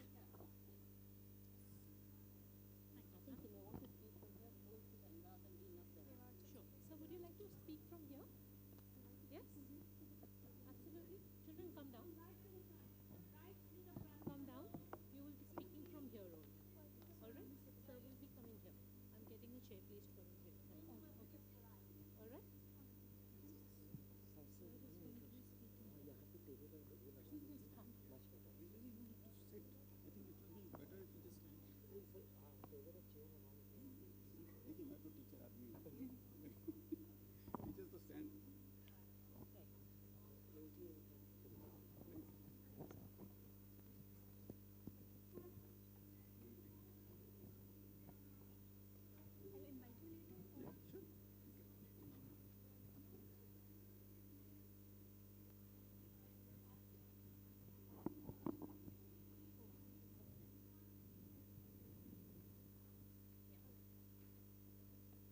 A very good morning and Jai Jagat to everyone, and welcome to today's session on careers in engineering. My name is Pragya Singh, a student of CMS Mahanagar, and I am delighted to be co-moderating this session with my fellow student Samarth Pandya. Engineering is the application of scientific and mathematical principles to design, build, and maintain innovative solutions to real-world problems.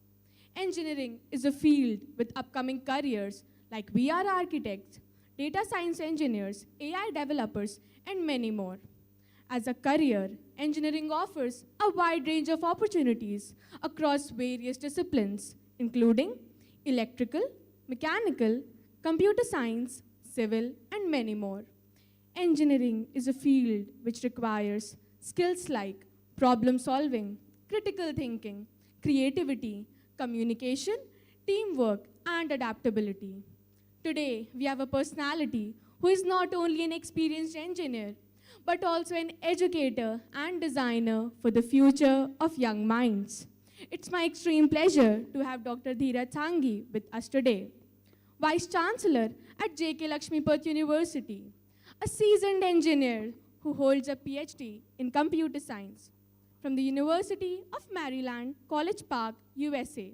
He is also the recipient of the prestigious National Award for Excellence in Teaching by the Indian Society for Technical Education and has also been awarded the Best Teacher Award by IIT Kanpur. We are grateful to have you all here as we delve into this fruitful session. Our agenda for today is to guide you how to navigate a career in engineering in this increasingly complex landscape where diversity is increasing exponentially. This is a unique chance for you to align your passions and skills with your professional aspirations. We are delighted to have you serve and learn from your expertise and how to navigate a career in this engineering landscape. Thank you, sir. Thank you very much. It's such a pleasure to be here. You know, I always love to be in CMS every year. Thank you. Yeah, sure. Yeah. I would request, sir, to please begin the session with an opening statement. Okay. So I think what is engineering, she has already talked about. Now, one of the things that, people are talking about, so I was just thinking, what are the questions that you could possibly have? And let me first answer some of those questions, and then we will, of course, have real questions from you. Many people today talk about engineering as, is it a dying subject? Is it, are people really, are there jobs in civil engineering? Are there jobs in mechanical engineering? Are there jobs in power, right? Is computer science the only thing that's going to survive in the garb of engineering? So I will, first of all, and we can elaborate on that later on, I can tell you there are enough jobs in all parts of engineering. What you hear about that, civil engineers don't have jobs or mechanical engineers don't have jobs, that's just not true. The second thing that you should be aware of is there are multiple kinds of jobs that, so some people think of, for example, civil engineering. So when we think about civil engineering, the first thing that comes to our mind is, oh, we will be supervising construction. That's really, not true. Okay. For example, you could be designing buildings, which is you sit in an air-conditioned office, work on a computer, and design buildings, right? So I think what people have been thinking about, for example, mechanical engineers, are you only going to work in a workshop or supervise people who are working in workshop? No, you could be designing Vande Bharat, right?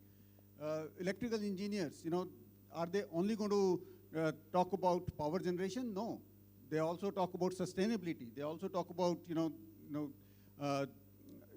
the smart grid, which means that you are monitoring every unit of electricity that's flowing through the wires. Right? So there are a lot of things that are changing in the traditional engineering field.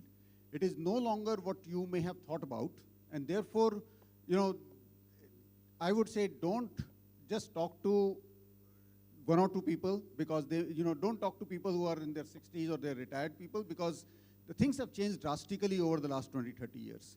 And almost every field has a lot of excitement, and every field has jobs of very different kinds. Therefore, you should not be stereotyping on the engineering field, and there are jobs in every field.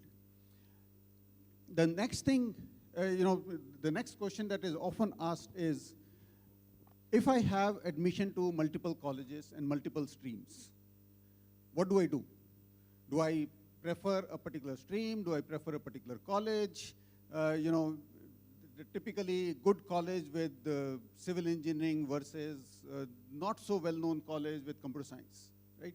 Again, the bias is there because people say computer science is the only thing that's going to get you jobs, which is completely untrue, by the way, right? I would always say that think about it as a passion. Do you have interest in that field, right?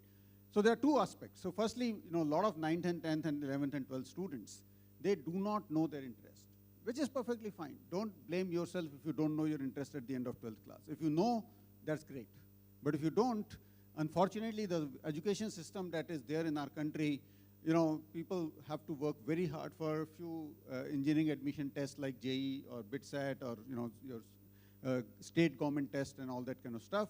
And a lot of people do coaching, and therefore they don't have time to talk to different people working in different streams. They don't have time to read a lot of stuff.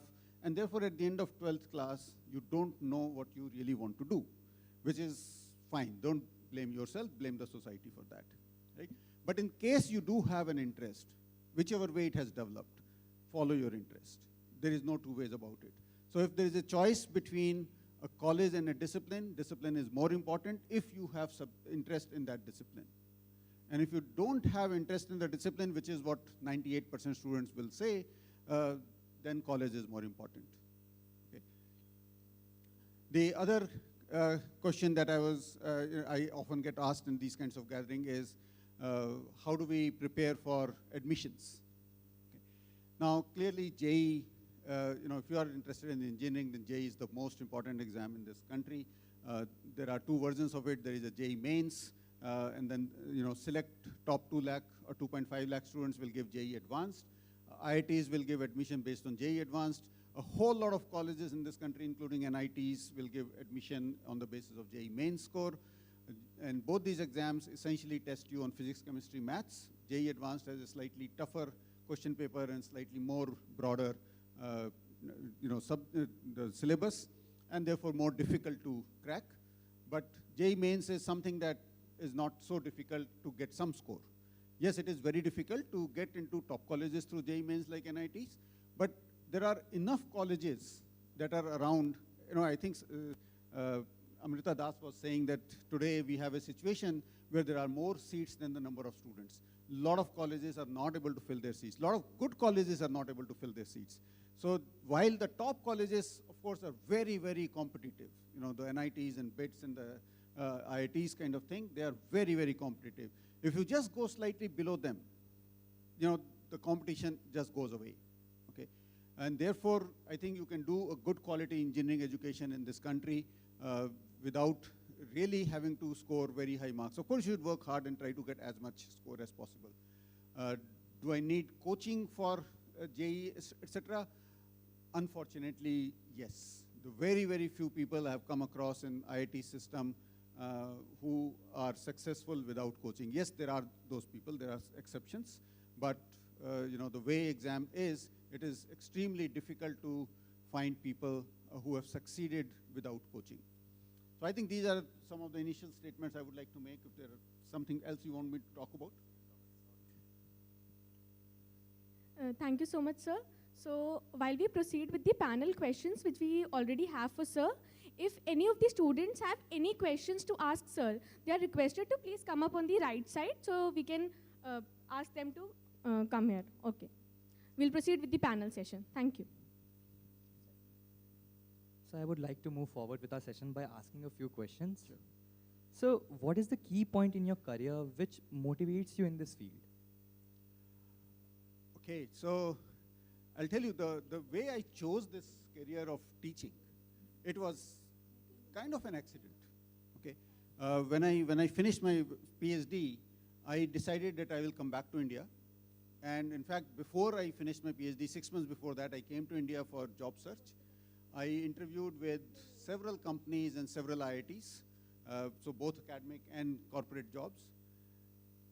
Every single company that I interviewed with said, the day you come back to India permanently, tell us and we'll make you an offer.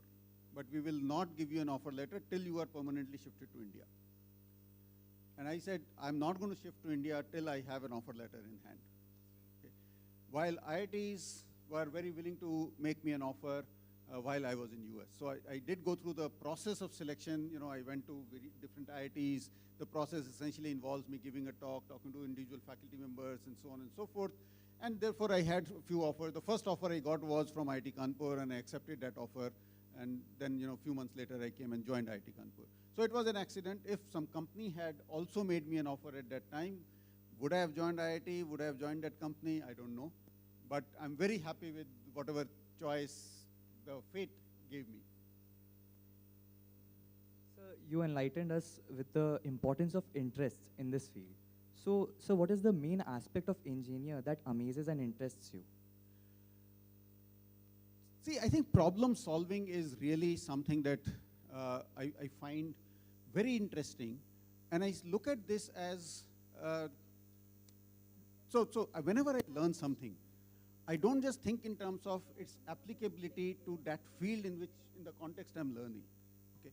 I try to think about it in a wider context. And in that sense, what engineering has taught me is problem solving with a boundary condition. So in engineering, you will hear this term boundary condition all the time. So if I have to build a building in this land is given to you. You can't say I need a better land. So that's the boundary condition, right? Or if you need to build a dam over a river, that river is a given condition. I mean, that's the place you are going to build. That's a boundary condition, right? So boundary conditions are given to you. You don't challenge them. And within that, you have to say, what is my optimal solution, right? Now, this really works in real life as well. I remember when I was being interviewed for director of Punjab Engineering College. So one of the persons asked me this. He said, Dr. Saab, I am an IAS officer, and I can tell you, we are going to interfere in your running of the institute all the time. How are you going to deal with me? Are you going to be frustrated? Are you going to resign? Are you going to go? So I answered that question by saying, look, firstly, if you know you are interfering, why are you interfering, right? He said, that's my habit. That's the habit of all IAS officers. We are going to interfere. We are going to make your life difficult, right? So it's trying to see how do I relate to stress, basically, right? Then I said, look, my training is that of an engineer. I consider this interference as a boundary condition. I don't challenge it. I will see what best I can do given all this. When I'm trying to take up a leadership role in a government institute, I assume there will be politics. I assume there will be interference. I assume there will be certain things that I won't like. And I'm still taking up this job because I think within that boundary condition, what is the optimal solution is what I'm going to search for. So I think whatever I learn in engineering, I try to apply it to my daily life, in my relationships, in my all that. So problem solving is a very generic concept, and boundary condition is a very generic concept that's applicable everywhere, and therefore I love engineering. So you have given the students a lot of information and insight about colleges, employment rate, which have cleared most of their queries, I think, and this is great. So I would like to move forward by asking you a very simple question, but it could turn a bit complex. So Industry 4.0 technologies like artificial intelligence, robotics, etc., they're transforming manufacturing and production. So sir, how are engineers expanding these technologies to enhance design and predictive maintenance? And what skills are required to work effectively with these tools, the upcoming ones? Yeah. So I think the technology will keep marching forward, right? Every year we are going to have a newer technology. We are going to have better robots. We are going to have better AI. We are going to have better data science, and so on and so forth. Now, what we need from engineers is that, firstly, they're coping up with this. They're learning new things every year, right? As I said during the panel discussion, if some of you were there, I think 10 hours a week is something that you have to keep for lifelong learning. So you may do a 40-hour-a-week job, but that's not enough. You need to keep 10 hours a week separate, which is for lifelong learning, because new things are coming in. You would be obsolete if you don't spend that 10 hours a week. And that's for the next 50 years. Okay, that's not for the next 4 years, 5 years, 10 years. For the next 50 years, you will have to keep learning, right? I mean, today as a vice chancellor, I spend more than 10 hours a week understanding how other vice chancellors are operating, how education is being managed in different parts of the world. So whatever is my sphere, I need to spend that kind of time in constantly learning, right? Now, second is, some aspect of this question is, and you didn't ask it directly, are there going to be jobs tomorrow? right? Is all the manufacturing going to be taken over by robotics and AI, right? And yes, the number of jobs is going to reduce in future. I mean, a lot of people say we'll create new jobs, and they give examples of different eras. Like when IT came in, people talked about jobs will be lost, but in fact, new jobs were created. So similarly, this time also after AI and robotics and so on, new jobs will be created, some old jobs will be lost, and we will be kind of at a different equilibrium. I don't believe that. I think the jobs will get destroyed. The total number of jobs will reduce in future, right? And I think the society will come up with some solution to this. For example, people are already talking about 4 days a week kind of job. So more people do lesser job. So you don't have 40 hours a week, but you have 32 hours a week job so that more people can be hired, right? But what is always going to be interesting is if you are good in your field, you will never have a shortage of jobs. Today, when I talk about, when I go to different colleges and people talk about unemployment, somebody talked about 80% unemployability, right? Why is there unemployability? Unemployment I can understand, right? Unemployability, what is this term? This term is because for whatever reason in this country, people don't work hard. And I'll give you an example. I did my BTech Computer Science 40 years ago, okay? At that time, my access to computers was 2 hours a day. It was rationed. There was only 30 terminals in IIT Kanpur for 1,800 students, okay? Every day at midnight, one had to stand in a queue outside computer center to reserve those 2 hours. If you reached computer center at 12:10, that day you will not get those 2 hours, right? Under that situation, I have written about 1 lakh lines of code. Of course, I was crazy. I was absolutely crazy guy, But if I look at my batchmates, right, I don't think there was anybody who would have written less than 20, 30,000 lines of code or 40,000 lines of code. Okay? Today, when I ask somebody at the end of 4 years, how many lines of code you have written in 4 years? Okay? And today, notice everybody has a laptop in their hand. There is no rationing of computers, right? Typical answer is 1,000 lines in 4 years, 500 lines in 4 years. Why do you expect a job? Sorry, I don't have any sympathy for the graduates today in this country. If you are going to write, and why is it only 1,000 lines? Sir, sab koi copy karta hai na. 1,000 lines I have written self, that is great because very few people have written 1,000 lines. In 4 years, you would be asked to write at least 150 programs in different subjects, okay? Every program should be at least 200-300 lines of code, right? How can you have written only 1,000 lines of code in 4 years? It is because everybody in this country copies. 99% of students who are graduating with a BTech Computer Science degree in this country cannot write a good program. Now, if that is the kind of education you want, then the job situation will be, unemployability as opposed to unemployment is because of that. There are enough jobs today. The industry is not finding people. That is the sad state of affairs. Thank you, sir.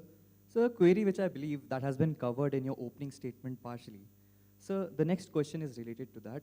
So how exactly the students are supposed to judge which colleges are worth taking admissions into? Because the majority of them cannot clear IITs. Yeah. So how would you guide the students for the same? Yeah, I think that's an excellent question.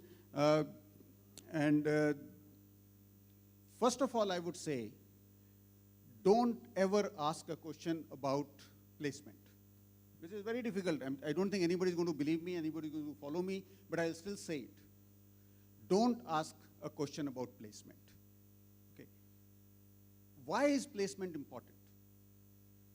Now, people will say placement is a proxy for quality. If there is a quality education, then placement would be better, right?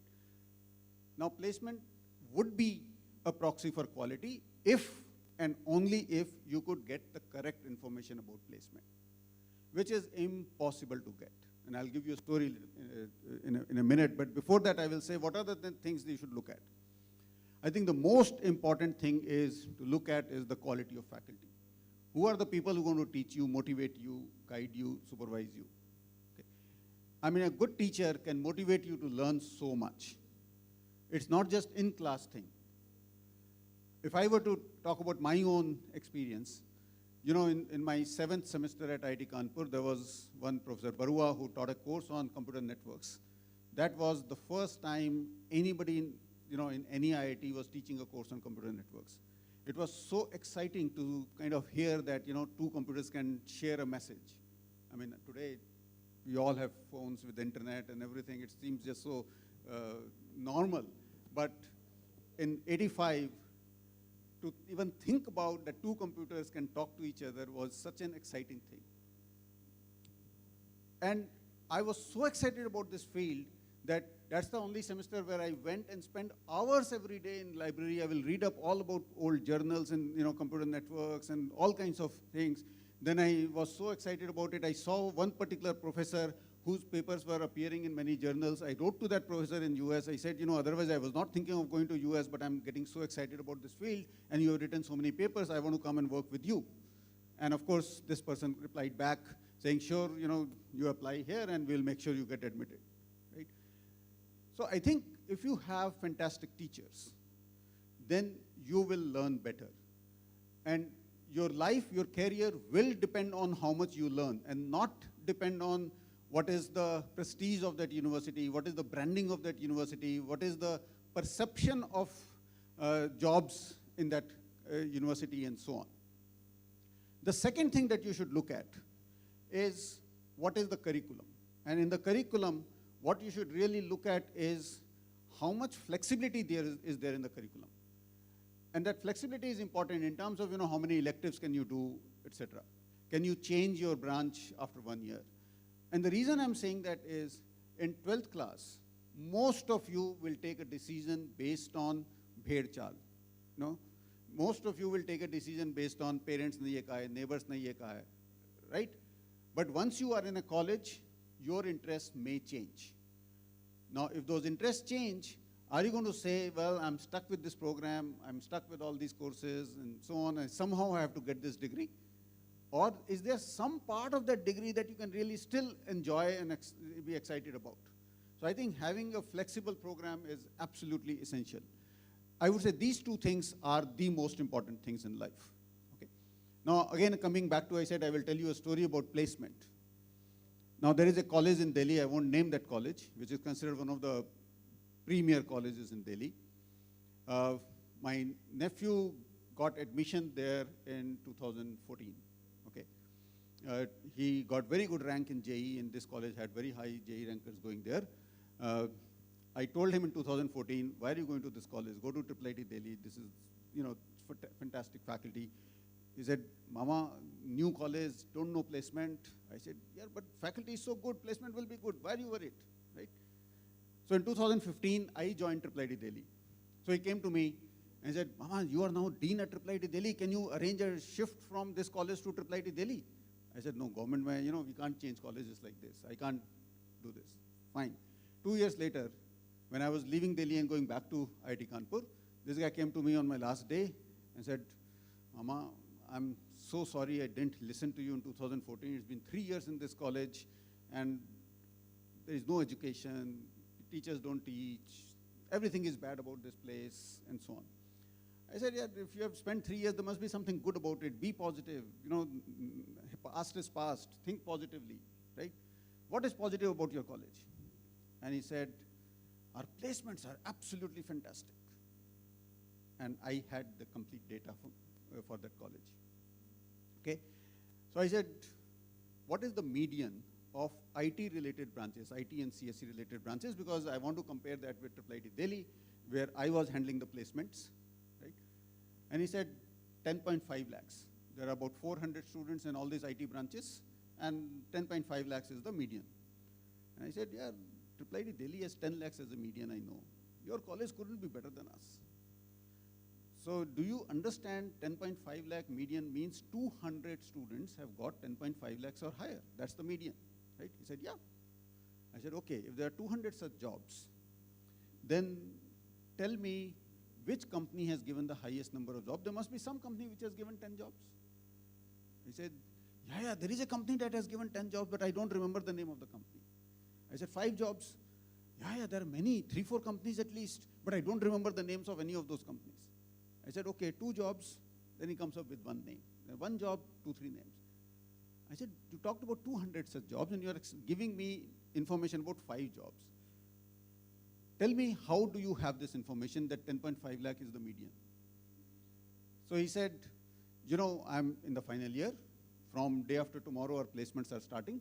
So last 1 month, the only thing I have done is figure out who all came last year and, you know, what kind of job roles they provided, how many jobs they gave, etc., etc.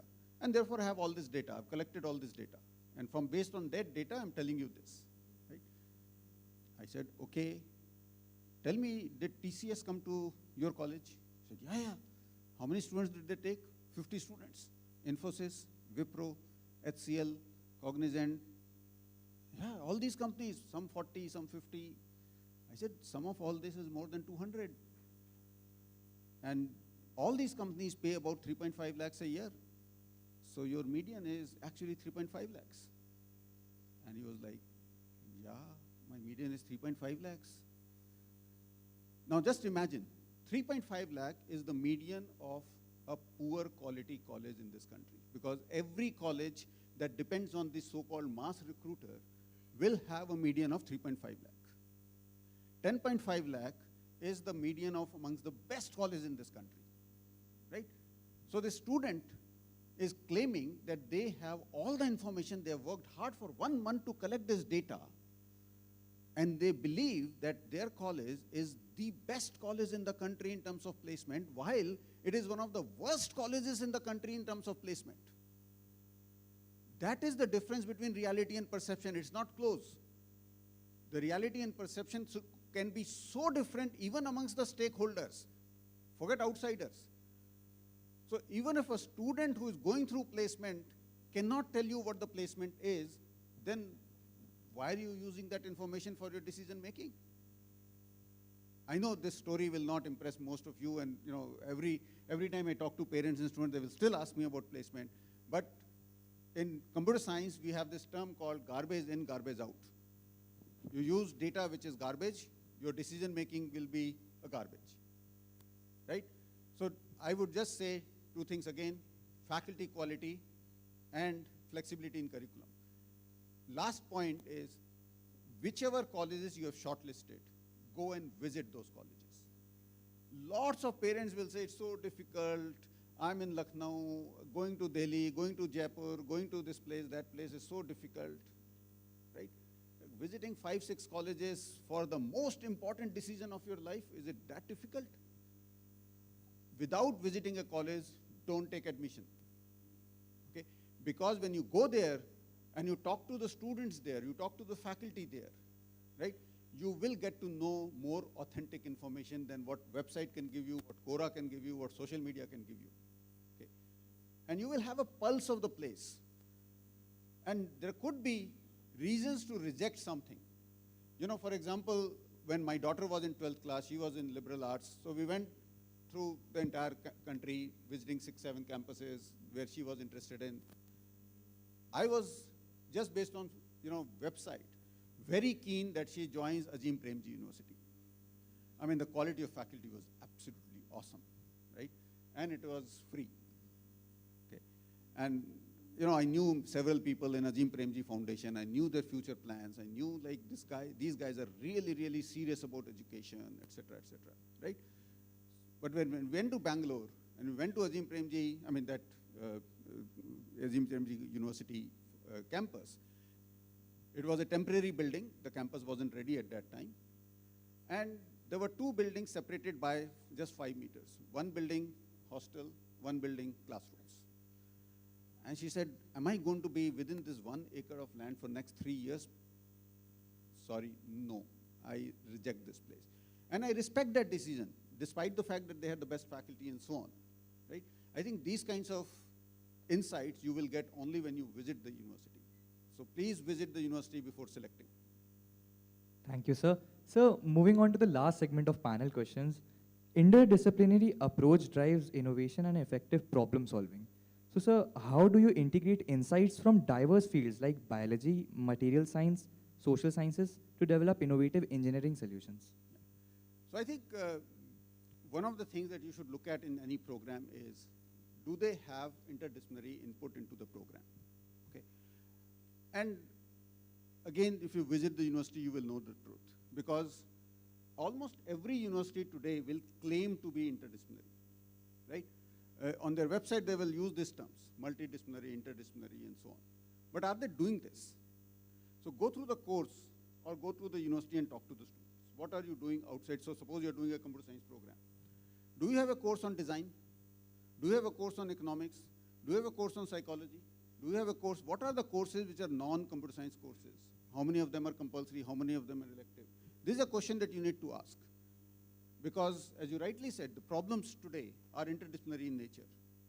And as I said during the panel also, that your future learning will be easier if you have a broad-based education at the undergraduate level. So interdisciplinary means that you are being exposed to multiple disciplines. And therefore, your learnability throughout life is going to be much higher. And therefore, you will be able to adapt to changes in a much better way. So I can just say, for example, I didn't want to kind of advertise my university here, but we have in every program, so we have 3 colleges, engineering, design, and management. Every college has to do courses from other 2, right? So a BTech student has to do at least 2 courses from design and 2 courses from management. Of course, there are then additional several electives that they can do more courses. Similarly, we have a center for critical thinking. So every undergraduate student, every semester has to do 1 course on critical thinking. That could come from sociology side, could come from psychology side, could come from history, could come from literature, but every semester 1 course that enhances your critical thinking is a must. That's the kind of focus we have on interdisciplinary and critical thinking. Thank you, sir. So you have showed the students a ground reality and shown that the stereotypical perception is wrong about engineering these days. So we would like to move forward with the student panel questions. So, sure. Yes.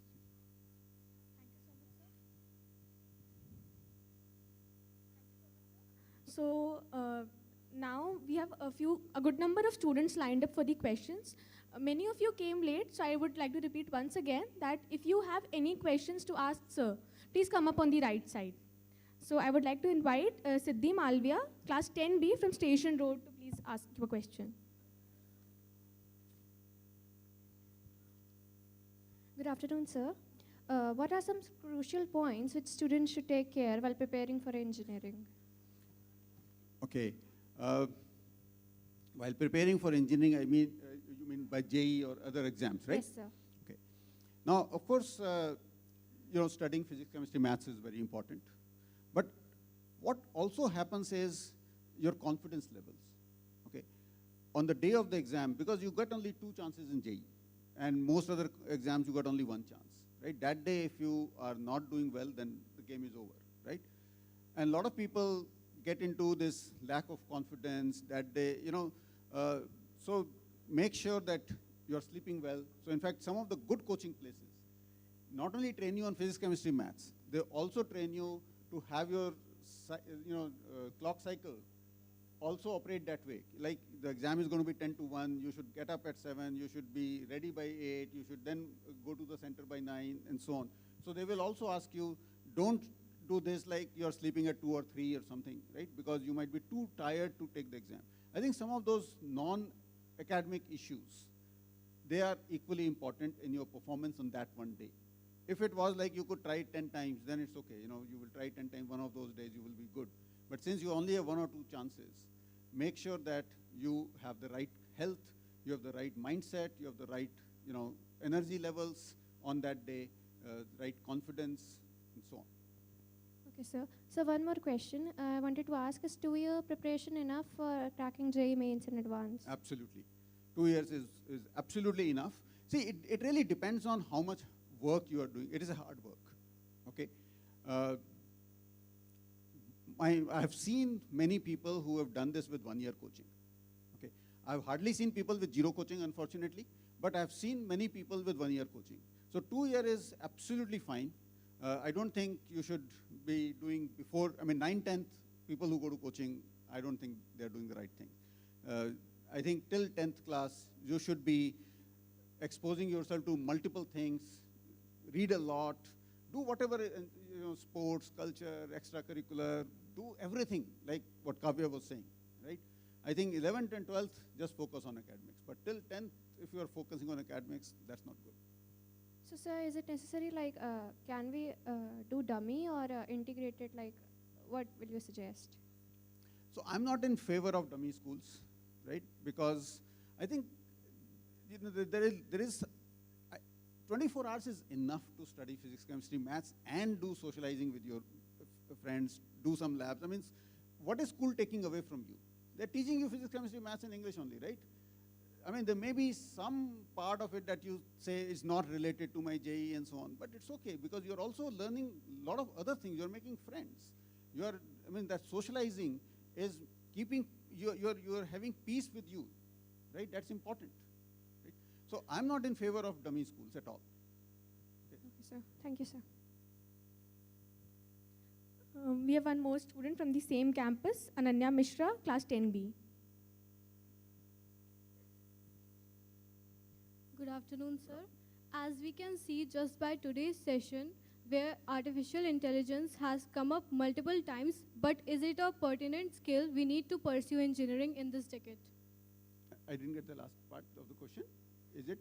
Is it a pertinent skill we need to pursue engineering in this decade? Yeah, absolutely.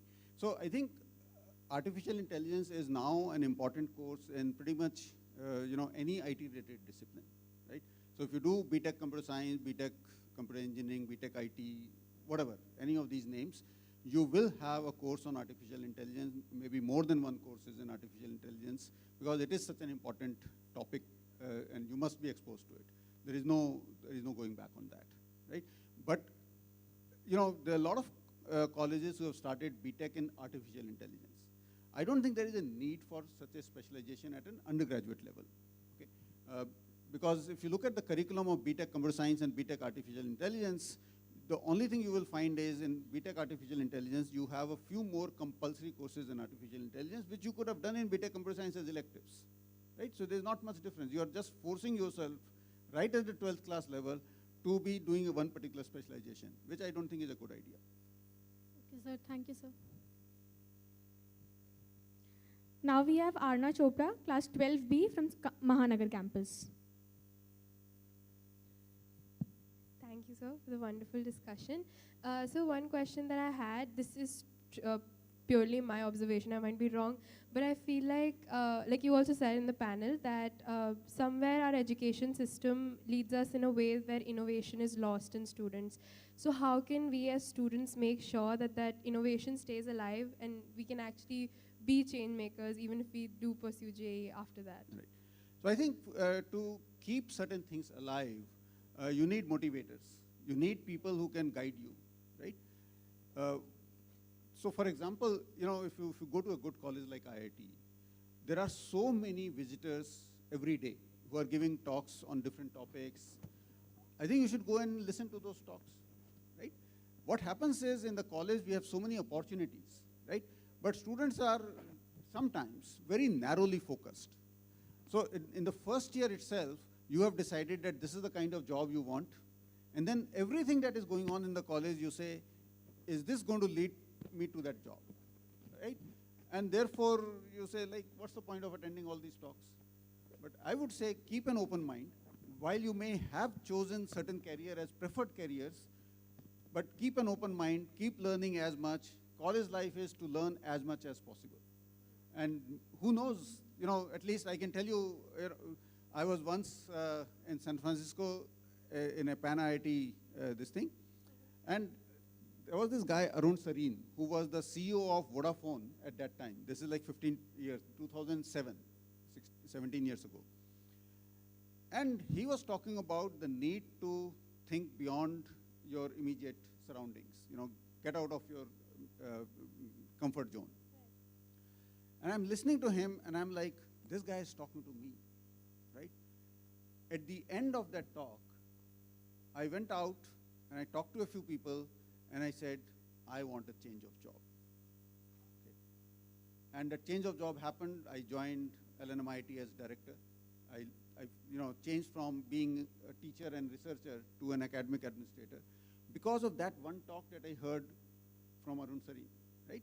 I think these successful people have a way to motivate you, the way to kind of tell you what you could do next, right? So if you want to remain innovative, talk to innovative people, listen to them. So another question I had was, many of the time students are faced with the dilemma where they might be getting an IIT or any such prestigious university, but they're not getting the course that they wanted to study. They may be getting their third choice or fourth choice. So should they pursue that, or should they go for maybe a lesser known college, but the course that they actually want to study? Yeah, so I think I said this in my opening statement, that if the course that you want, you have to really think about why you want this course, okay? Do you want this course because your parents told you this, your teachers told you this, your neighbors told you this? Or do you want this course because you are interested in this course in some nebulous way, right? Now, if you say, no, I'm interested in this. So I talk to a lot of students during summers, right? And immediately some people will say, I want to do computer science because I'm interested in it. So my first question is, okay, since when are you interested in this? You say, oh, for long. Everybody will not say, I got interested only yesterday, right? I've been interested for long. I said, okay, what have you done? Done? What do you mean? Nothing. I'm just interested, right? I'm like, then you're not interested, sorry. Okay? If you are interested in computer science for the last 2-3 years, you have not learned a single programming language, you have not developed an app as an 11th and 12th class student, then you are not interested, sorry. Okay? I mean, for example, I often say I'm interested in railways. Okay? If I were to just make this statement, it means nothing. Somebody should be able to ask me, if you are interested in railways, what do you do about it? Then I can say, look, whenever I travel, I prefer traveling by train over flight. And I often reach railway station 2 hours in advance. I see every train going by. I see how many coaches are there, which engine is there, who maintains this engine, and so on and so forth. I answer questions on railways, on Quora and other places. I do a lot of those things. Then I can claim, yes, I'm interested in Indian Railways, right? So, therefore, if you are truly interested and you have done something about it, then follow the passion. It doesn't matter if you're not getting into IIT, okay? But if you're not sure about your passion, I would say join an institute which is likely to give you broader exposure. Thank you, sir.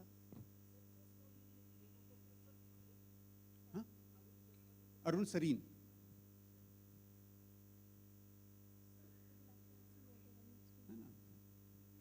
So the next person we have is Mohammad Arif from class 11H, Mahanagar campus.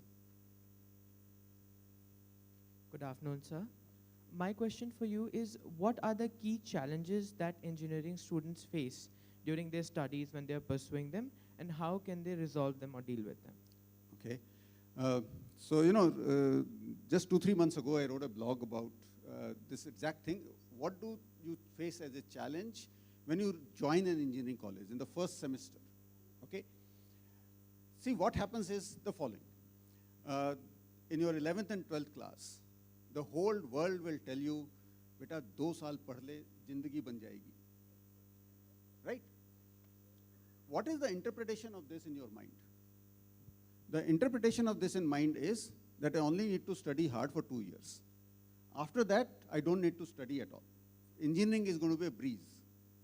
Okay? So students come in. Now, 2-3 things happen at this time. One is, they had a goal in mind for the last 2 years. They were working very hard towards that goal.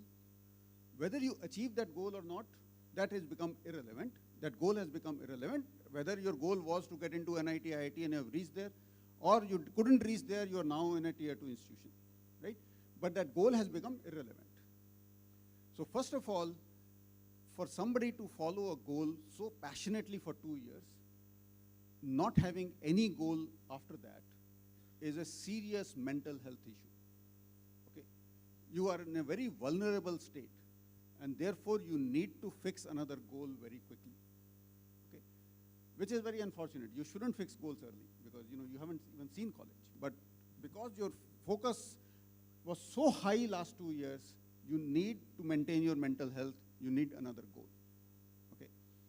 The second thing is, you anyway think about, like, 2 saal bahut mehnat ho gayi, now I don't have to work hard, okay? Now so you have to set up a goal without working hard. Who do you go to ask, what do I do next? So typically, a first-year student goes to a second-year student, okay? Because this is the guy who was most recently in the same state as you were. Just last year, they were in that same state. So you say, well, bhaiya, last year you were in the same state, what did you do, right? And they will then, and now the second-year guy has no information about jobs, about internships, about what to do. He's very immature, right? But in India, if I don't know the answer, I would never say I don't know the answer. I'll give you an answer, right? So a second-year student will give you the answer. Will say, look, you need to have another goal, which should be a job. Not entrepreneurship, not higher studies, not whatever else, a job. So therefore, most people think about jobs and not anything else. Second thing he will say is, to get that job, you need 2 things. One is a higher grades, right? Good grades in your courses. And second is your personality, communication, soft skill, etc., etc. Till this point, fairly decent, no problem. The next statement that he will make to you is, good grades you can have by copying. Therefore, don't worry about academics, okay? Focus on club activities, focus on extracurricular, focus on leadership, focus on all the soft skill stuff, right? And I can tell you from my experience, you don't get jobs based on soft skills. You get jobs based on hard skills. Soft skills are important, right?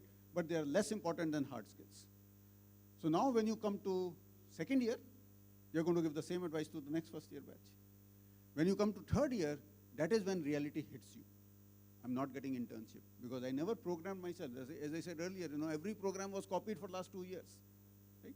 Now, some people will quickly turn around and say, no, I need to learn quickly, and they become successful. And some people will say, now what do I do? I have not learned anything for 2 years. Now suddenly I can't learn. They will get into this average thing, right? So I think the biggest problem is to think that I don't need to study in these 4 years. If you can just maintain the right balance between extracurricular and academics and spend less time on your phone, you will be all right. Thank you very much, sir, for your insightful answer. Next up, we have Sudiksha Singh, class 11I, again Mahanagar campus. Good afternoon, sir. So my question to you is, what is the common mistake engineering aspirants make while building their career? Okay. I think it's very similar to the last question. I think. So, yes, sir, build on that only. Yeah, so I think I'm going to give the same answer. So, so basically the same thing, right? That first 2 years you don't study at all. And third year is often too late. Okay. I think you should make sure that you study right from day one. I think God has given everybody 24 hours, which is enough to study as well as do all the extracurricular. Okay, have the right balance of between these two. That's if you do, there is enough time for everything. Thank you, sir.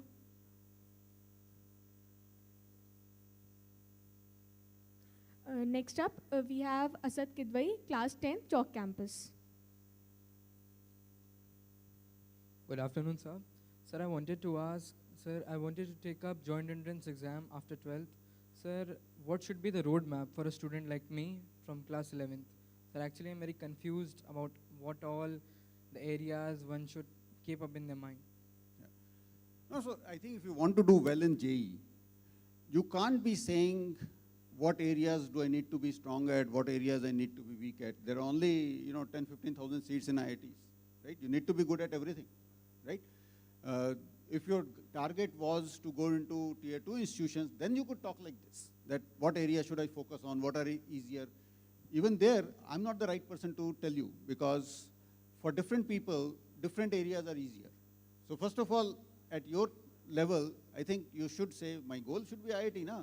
Why are you even asking this question, ki what areas I should focus on? Because if the goal is IIT, then all areas have to be focused, right? But in case your goal is not IIT, then what is your strength is you will know. So for example, is your strength chemistry or physics? Whatever is your strength, double down on that. You got to just get very, very high marks in that, right? But I think, as I've said earlier, unfortunately, coaching is something that almost become compulsory for these things, at least for JEE Advanced kind of stuff, because the level of questions that are coming in JEE Advanced is way beyond the CBSE or whatever our 12th board exams are. And therefore, I think just the bare minimum school education is often not able to cover those parts of the syllabus. Thank you, sir. Next up, we have Faiz Hassan, Class 10th, Chalk Campus. Good afternoon, sir. Sir, my question is, what are the aspects on which we should choose the institution for JEE preparation? That I would not be able to, I have no connection with any coaching. I have no idea how is one coaching better than the other. That is something totally outside my domain, sorry. Okay, sir, next one. As you told that integrated schools are better, then how should we like the dummy schools? So, sir, how? No, I think dummy schools essentially mean that you're going to coaching and you're only focusing on physics, chemistry, maths, and you do little bit of English just to pass the course in 12th class. See, I think you are losing out on friendships. You're losing out on, even as a 11th and 12th, you should be able to spend some time on sports and extracurricular. I don't think cracking JEE is so difficult that spending an hour on some of those social activities like sports is not possible. And just not having any social life for 2 years, to me, I can't even imagine that life. Okay, I mean, I've also taken JEE long ago. I also went through coaching and so on, but I never left school. And not only I never left school, in my 12th class, I was in my school hockey team, and we went all over the place, all that. And I think it's possible to do these things.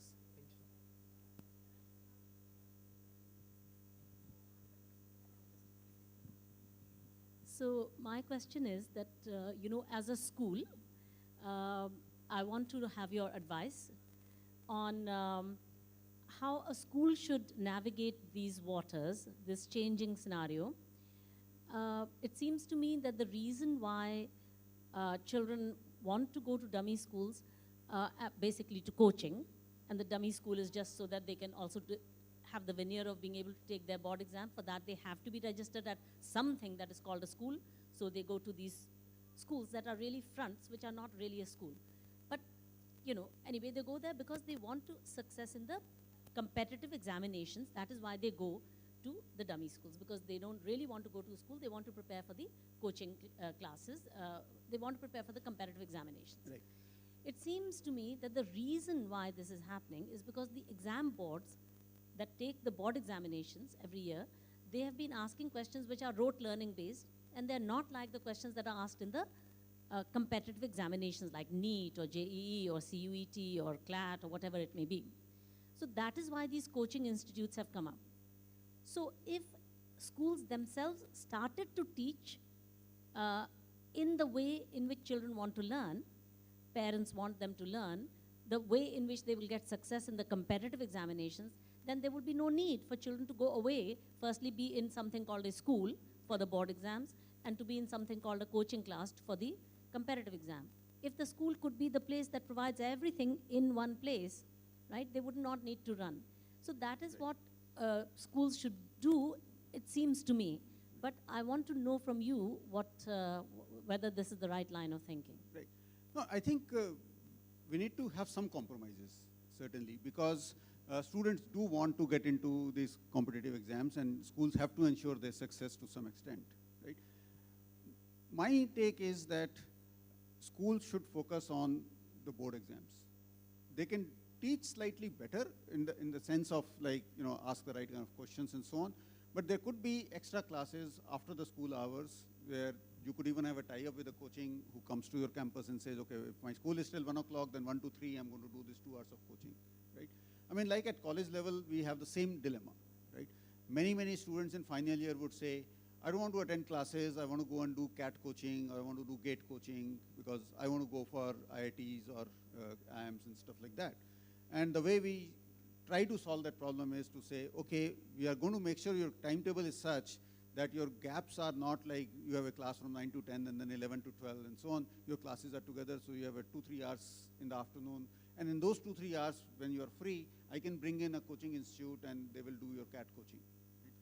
Exactly. So the schools can make their timetables such that they can allow the students for independent study time as well, or time with some coaching company or coaching company tie-up, which allows this, that coaching company gives some sort of test series and provides study materials, things like that. So I understand that schools like Narayana that are kind of coaching companies, but they've also in their schools, they also run schools. In their schools, they have ordinary teaching, but the teaching is geared towards, success in the competitive examinations, even from grade 9, 10, 11, 12. It's geared towards success in the competitive examinations. But of course, for studying for the competitive examinations, you have to do more critical thinking, higher order thinking, application, problem solving type of questions. So when you do those, it doesn't disable you from doing well in the boards. Right. Because if you know more, which is what you need to know in order for success in the competitive exam, you can do well in the something that demands less, which is the board exam. So this dichotomy, this way of thinking that, oh, either I can prepare in the board way or I can prepare in the competitive exams way, is a false dichotomy. Yeah, you can do both easily. I mean, I believe 24 hours is enough to do both well. Yeah. And therefore, I'm proposing, that there should not be dummy schools. Yes. Right? So that we have started something called the JJ section, the Jai Jagat section, where we are teaching students preparing them for success in the competitive examinations within our school. Right. And we've tied up with a company called Scholars Den, and they are providing study materials, teacher notes, test series, and the whole ecosystem, the NCERT books rather than the normal books that we do. So there is a danger in this dummy school, which I've seen with many students. Keep the mic. I've seen that a lot of students do poorly in 12th class. Now, if you don't do well in JEE, if you're not in the top 2-3 percentile, and you don't do well in 12th, where do you go to? This is the main problem that this is what I've been told, that they are, they say they don't belong here, they don't belong there, they're in no man's land. So this is a very important point that, children should think about their plan B. So have a strong, performance in the boards as well. Therefore, don't run to dummy schools. Remain in your school, but insist that your school teaches in the relevant way. Right. There's no escape from a proper school. Absolutely. Next up, we have Prakhar Yadav, class 12, Kanpur Road campus. Good afternoon, sir. Sir, I'm in class 12 right now, and I'll be preparing for, I'm preparing for joint entrance examination. So, sir, I want to know what is so it is said that in this ever-evolving world, it is the skill set that helps you get an edge over everybody. So before or once we reach the colleges, whatever college it be, what is the right way of going about the skill sets to help us thrive in this evolving world of technology? Yeah.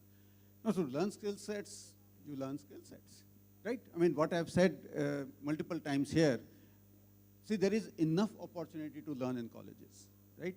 Every college will have many courses teaching you programming, teaching you object orientation, teaching you algorithms, teaching you databases, right? Why is it that people are not learning? Is it that the faculty is very poor? The way they teach is very poor? There's partly that could be true in some colleges, right? But I think a lot of this is this mindset that college is a breeze, I came here to enjoy.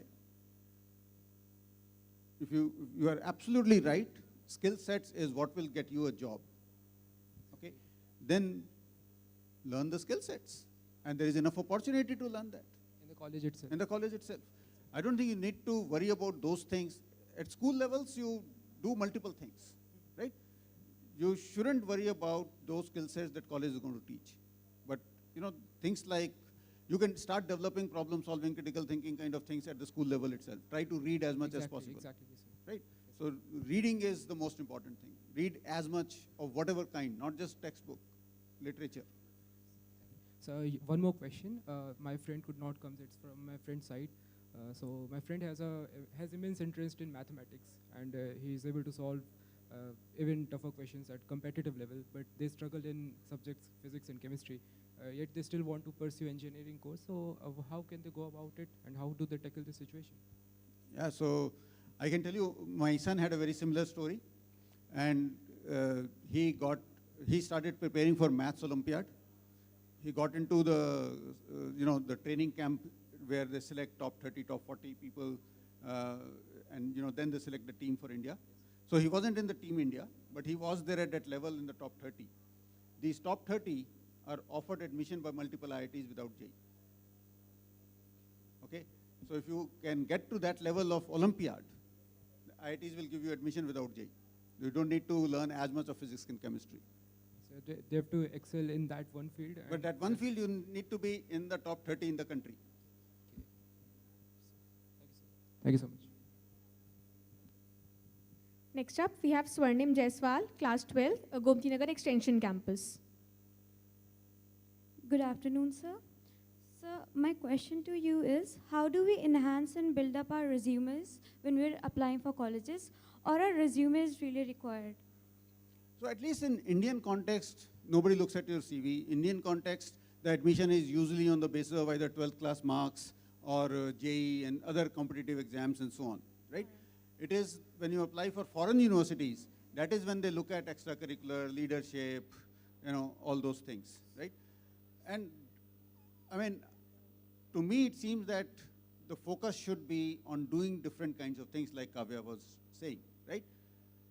Resume building should happen as a side effect of your having multiple interests, you doing, so the change in mindset is, do I spend 5 hours a day on Instagram, or do I spend those 5 hours a day doing some internship somewhere, right? If you do your time management well, and you have enough interests in life, your resume will automatically get built. So it's a time management issue. So to me, it seems that do the right thing, and resume will be a side effect. Thank you, sir. Next up, we have Pavni Pandey, Class 12, Kanpur Road Campus. Good afternoon, sir. Sir, we're in 12th grade, so we are basically making lists of colleges that we want to apply to. And obviously, we're preparing for IITs and JEE and BITSAT. But something you said, which is very important, is that what matters the most in a college is the faculty. So what are some colleges which are not as known, but you'd recommend because they have excellent faculty and you're personally very influenced by them? So I can talk about my own college, right? I think I take this as a godsend opportunity to market my college, right? No, I think there are many colleges where faculty is great. Like in Jaipur itself, if you look at Ellen Mittal Institute, it's not such a famous college, right? But I would say, they are very similar to NITs, right? So if I were to talk about my college, there is one thing that we do. Firstly, almost all faculty is PhD, most of them from IIT system. So we are the highest paymaster in Jaipur, and therefore we are able to attract good faculty and all that, right? But there is one thing that I really want to talk about, which is most people who are doing engineering with us, they are taken JEE, right? They wanted to be in IIT. The only college in this country which can still make you learn in IIT is JKLU. Okay, we have a tie-up with IITs. IITs don't have tie-up with anybody else. Okay, our students go and spend sometime 1 semester, sometime 2 semesters, sometime 3 semesters learning with the students in IIT from the same faculty, sitting in the same classroom, staying in the same hostel, and building relationships with IITians and so on, right? So I would think that you should, in your shortlisting of colleges, think about us also. Yes, so definitely your college will be in one of the top listed colleges. But there are others like Dhirubhai Mani in Ahmedabad. I think they have a good faculty, again, not so well known. Ahmedabad University is a pretty decent college. I think in the private sector, these are the ones that come to my mind immediately. And so we talk about education down south. in South India. So what are some colleges that you would recommend, like on the same parameters? What are some colleges in South India that are? So I, frankly, I traveled to more than 100 colleges in 2003 or 2004, no, 2006. At that time, if you asked me this question, I would have been able to answer, right? But, things change, right? Unless I have been to a college recently or I have been to check their website recently, I really wouldn't want to, and my travel is really restricted to North India in the last few years. Thank you so much, sir. Next up, we have Suhani Gupta, Class 12, RDSO Campus. Jai Jagat sir. Sir, of course, I wanted to ask that we are preparing for JEE and obviously we hope to get into IITs. But I wanted to ask that if we have got selected for IIT, but in lower branches like metallurgy, civil and all, but we have the option of getting into NITs and other colleges into the computer branch, then what should we prefer? So first of all, I won't call any branch as lower branch. Okay, lower from what perspective? Sir, like because the career opportunities in computer are more. Okay, so that's what I said in the beginning. I don't believe that. Okay, so the difference between careers in computer science versus careers in metallurgy, mechanical, civil, etc., is that there are few jobs of very, very high value, crore plus jobs, right, which are in computer science, and there is hardly any crore plus job that you're going to get in metallurgy. In metallurgy, you'll start with 7, 8 lakhs, 10 lakhs. Okay. Now, should you take a decision on your career based on the fact that there are going to be 100 people in the country who are going to get those kinds of jobs? Those jobs are going to be all over Economic Times, all over media, and so on, and they really attract students, right? But is that the right way of taking decision? Okay. I mean, at least whenever I think about, my future, right? I would never assume that I'm going to get the stars. I'm going to try to get the stars, yes, but my planning is going to be based on that maybe I'm going to be in the 90th percentile or 95th percentile. My planning is not going to be that I'm going to be in 99th percentile, right? I may try hard. So I may plan for 95th percentile, and I may still try to work hard to get 99th percentile. And it may then happen that I get a 1 crore job, right? And secondly, see, you are planning today. 4 years from now, you're going to get a job. What companies will give a 1 crore plus job at 4 years from now? What skills will they need? You would not know this even after 7 semesters, right? So I've asked this question when I was at IIT Kanpur. So our placement season started on 1st December. I've asked this question from a bunch of students on 30th November. Can you predict who is going to get 1 crore plus job? Nobody can predict. On 30th November when the job is on 1st December. How can you predict 4 years in advance, right? So I think my take is you can plan to be at 95th percentile if you really are confident of yourself and then work towards 99th percentile, but planning cannot be for 99th percentile. And sir, I wanted to ask that I planned to be a computer engineer, but it was not my plan in class 10th. So I did not take computer sciences in school. So will it get me a disadvantage in college, or is there any problem that I will face in college? No, in fact, I think in most cases, it will be an advantage. Because a lot of students who come to us in first year saying, I did some computer programming in school, they have done it so badly that we have to make them unlearn. And that's a huge problem. Okay. So I don't think not learning programming, if you can learn it well in schools, that's a great asset. You will be advantaged. Okay. If you, for example, follow competitive programming, CodeChef and others such Hacking Rank and these kinds of sites, and you have learned it well, it's a huge advantage. But if you are an average school student who has learned it poorly, it's a disadvantage. And sir, are extracurriculars important? Like for JEE, it is not important. We can get into college, but after that, are extracurriculars very important to get a job? Or So extracurricular is important. What I said was that there is a wrong feeling that soft skills are more important than hard skills. To me, hard skills are more important than soft skills, which is what I've seen in my looking after placement. But soft skills are important too. You can't completely give up on soft skills, right? I think being able to speak, communication, leadership, these are very important skills. But I would still rank hard skills as more important. So should I take computer coaching for it, or it will be all right in the No, it will be college? taught to you in school, college. Don't take coaching for college subjects. Thank you so much, sir. Thank you.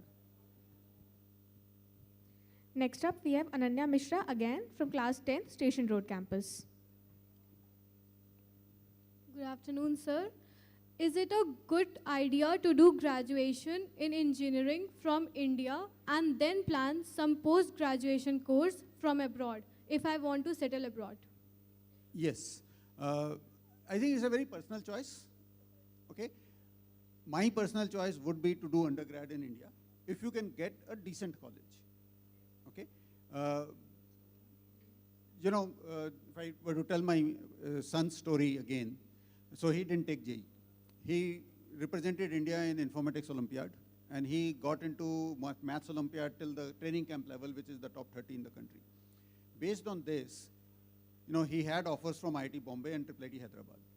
Okay. I strongly suggested to him IIIT Hyderabad, which will come to as a surprise to most people here, but I really think IIT Bombay is hugely overrated.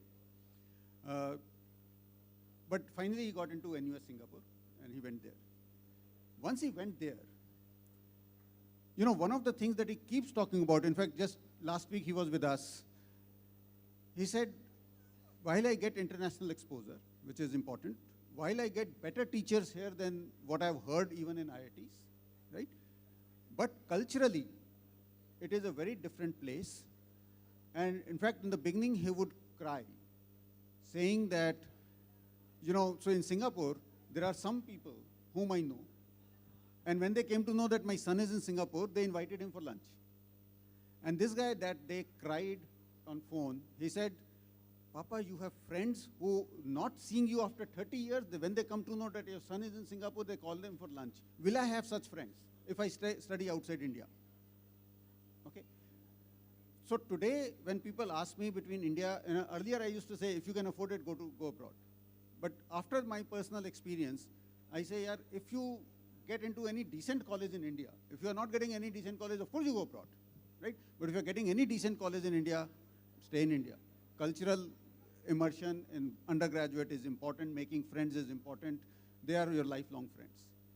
But it's a very personal choice. My experience is different, your experience could be different. Thank you, sir. Next up, we have Araf Kumar Singh, class 10th, Aliganj campus. Good afternoon, sir. So, if by any reason we are not able to clear JEE, so which will be better for us, to take a drop or opt for a private college? Okay.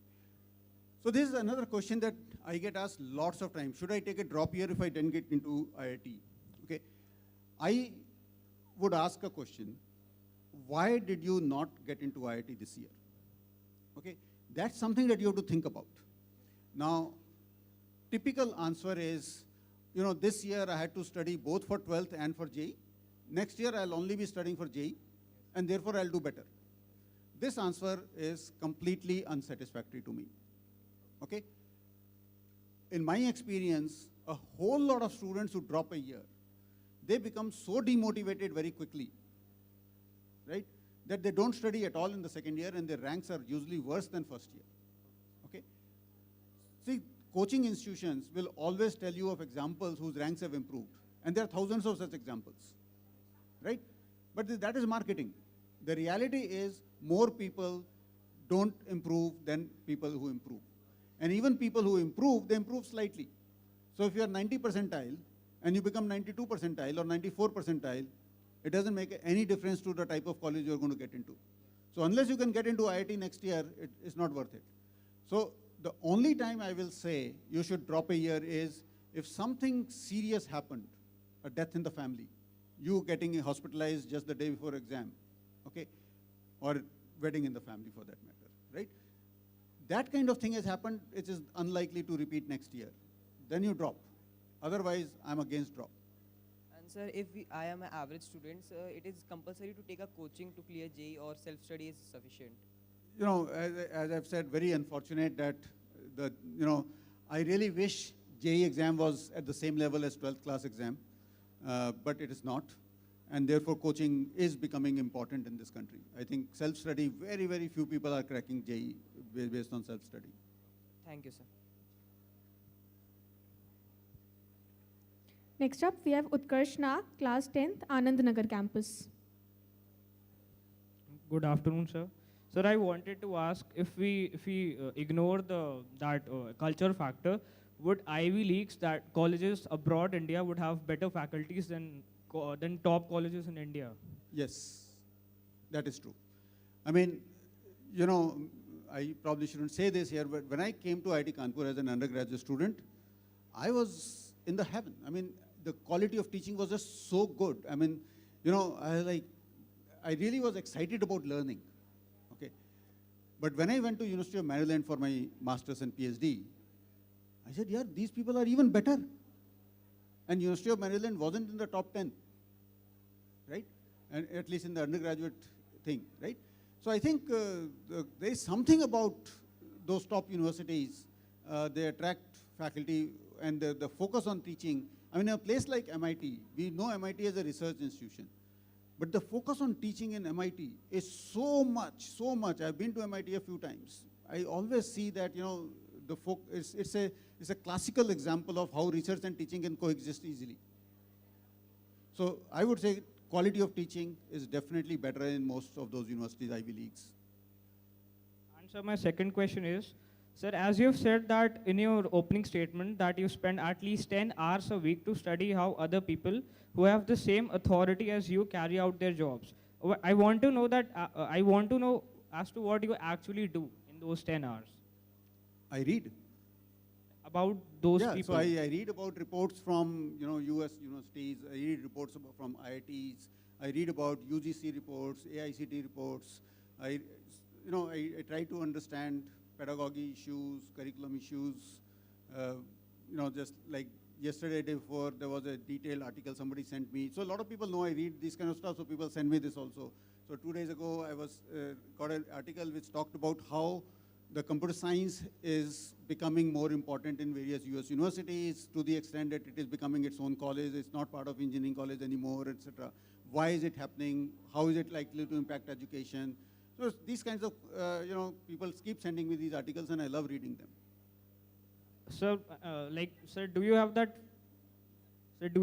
feeling that you're reading your competitors when you do that? So education is not about competition, it's about co-option, right? We are all collaborators. That is the beauty of, most other industries. Two companies in the same, manufacturing the same thing, they will be competitors, they don't want to share their secrets and so on. In education, everything is transparent. What I'm doing at my university is in my website. Everybody knows, what I'm doing. So education is a very different thing. I am part of selection committee of different IITs when they select their faculty. I'm their competitor, right? But still, they take my help in judging a candidate who is in my area of research. So education works very differently than most other industries. Thank you, sir. Are we done?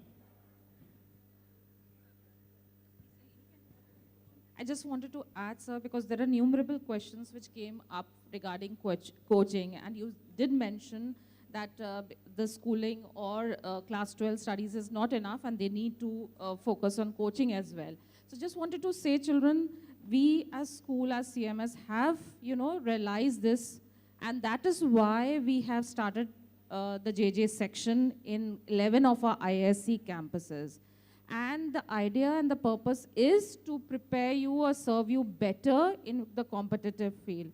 So we have around 765 children enrolled in the JJ section. There are 350 for the PCB, and there are 415 for the PCM. And I'll tell you, these are specific sections which we have opened in 11 of our campuses. And the preparation, the testing, the study material is in collaboration with Scholars Den.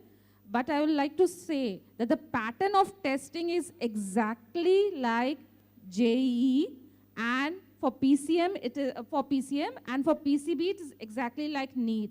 Offline for the PCM, and for PCB, it is, sorry, for PCM, it is online, and for PCB, it is offline OMR based. And you will be surprised to know that the timings are exactly the same as for the NEET exam. That is from 2 to 5:20. That is 3 hours, 20 minutes. And the marks which are there, the total marks, are for PCM are for 300, just like the JEE mains. And for PCB, it is 720, just like the NEET exam. Ma'am, would you like? And what's most important is that very often, of course, Sir said coaching is important because unfortunately, he kept repeating, unfortunately, it is important. But we know that, yes, some children with coaching, they do well. But very often, these coaching institutes, they take away a lot of your time and a lot of your time of self-study, which is very, very important, as Sir kept repeating. So this self-study time is yours, all yours, if you attend these JJ classes. We call it the Jai Jagat section in our respected founder manager's memory. The point is that we give you the coaching ambience, we give you the coaching, what all of you all run for the features of the teaching learning process in a coaching institute that all of you all look out for and look outward for, that is provided within our school. And we are happy to tell you that a lot of children have opted for this in class 11, and we hope that students of class 10 and class 11, and of course the ones class 11 going to 12, they can opt for these classes. You all meet your respective principals. And we are providing, because you see for these examinations, you need both speed and accuracy.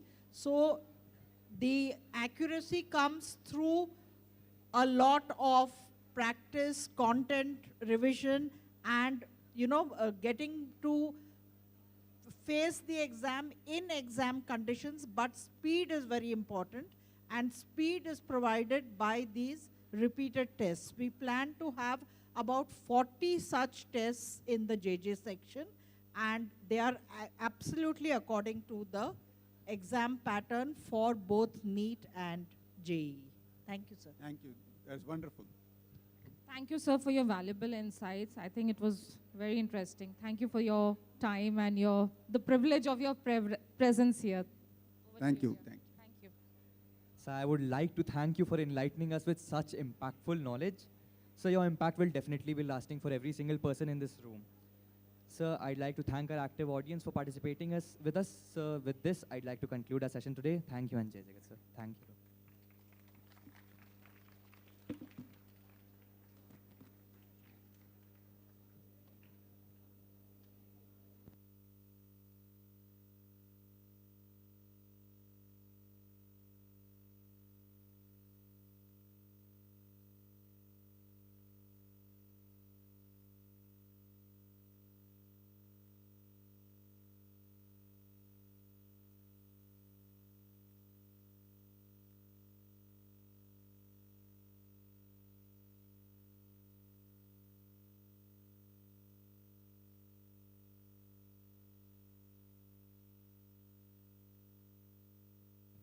If any students have any JJ section related questions, they can ask.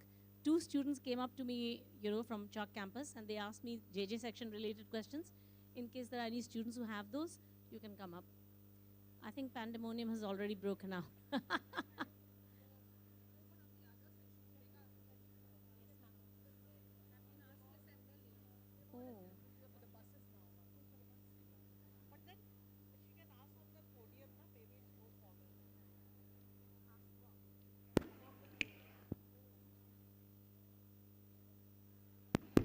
Yes, sir.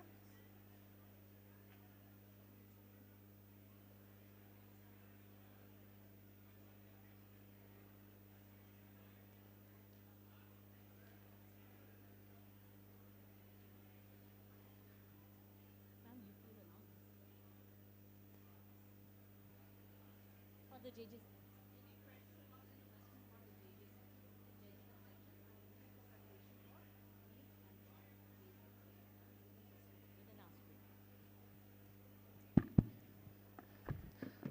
So good afternoon and Jai Jagat, dear students. Good afternoon and Jai Jagat. I hope you've had an amazing day today, learning, growing and exploring. Now I open any questions that you have about the JJ sections that are running on the senior campuses. Please come forward. Any queries you have regarding the hours, regarding the curriculum, regarding the papers, you can come forward. We'll address those queries right here. JJ sections are the Jai Jagat sections that are running on various campuses. They are training the students for the NEET and JEE preparation in an integrated manner so that in the school hours, you can benefit, you can do both your board studies and your preparation for competitive exams.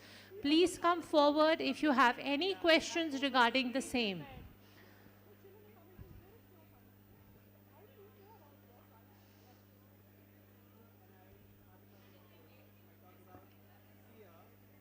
Settle down. We'll ask them. All right. For the various campuses who've been asked to assemble in the auditorium, we request you to maintain the decorum. Please sit down, maintain silence if possible. Children, please settle down.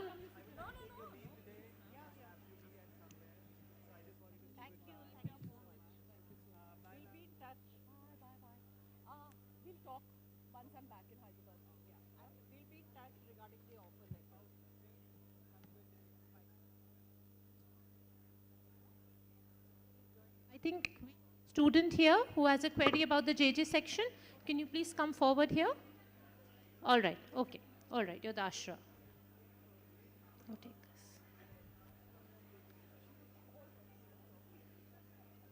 Fine.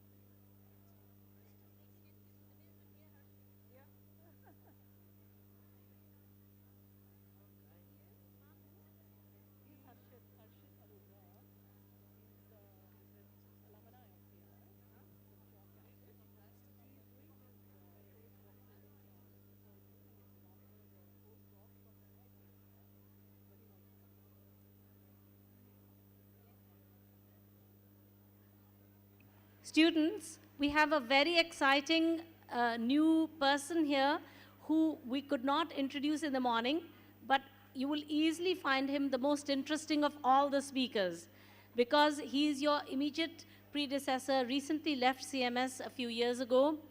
He did his studies in chemistry at St. Stephen's College, Delhi. Then he went to the US, and currently he's doing a PhD in chemistry at Purdue University. So I would love to take the opportunity to ask Harshit to speak to you. Oh, yeah.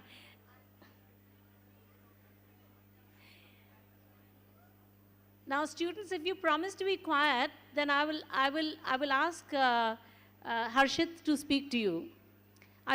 Those of you who want to listen to him, can you raise your hands?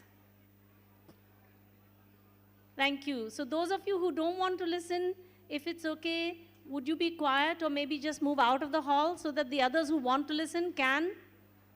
Children who are standing, who are about to leave, do the honor to Harshit to hear him, okay?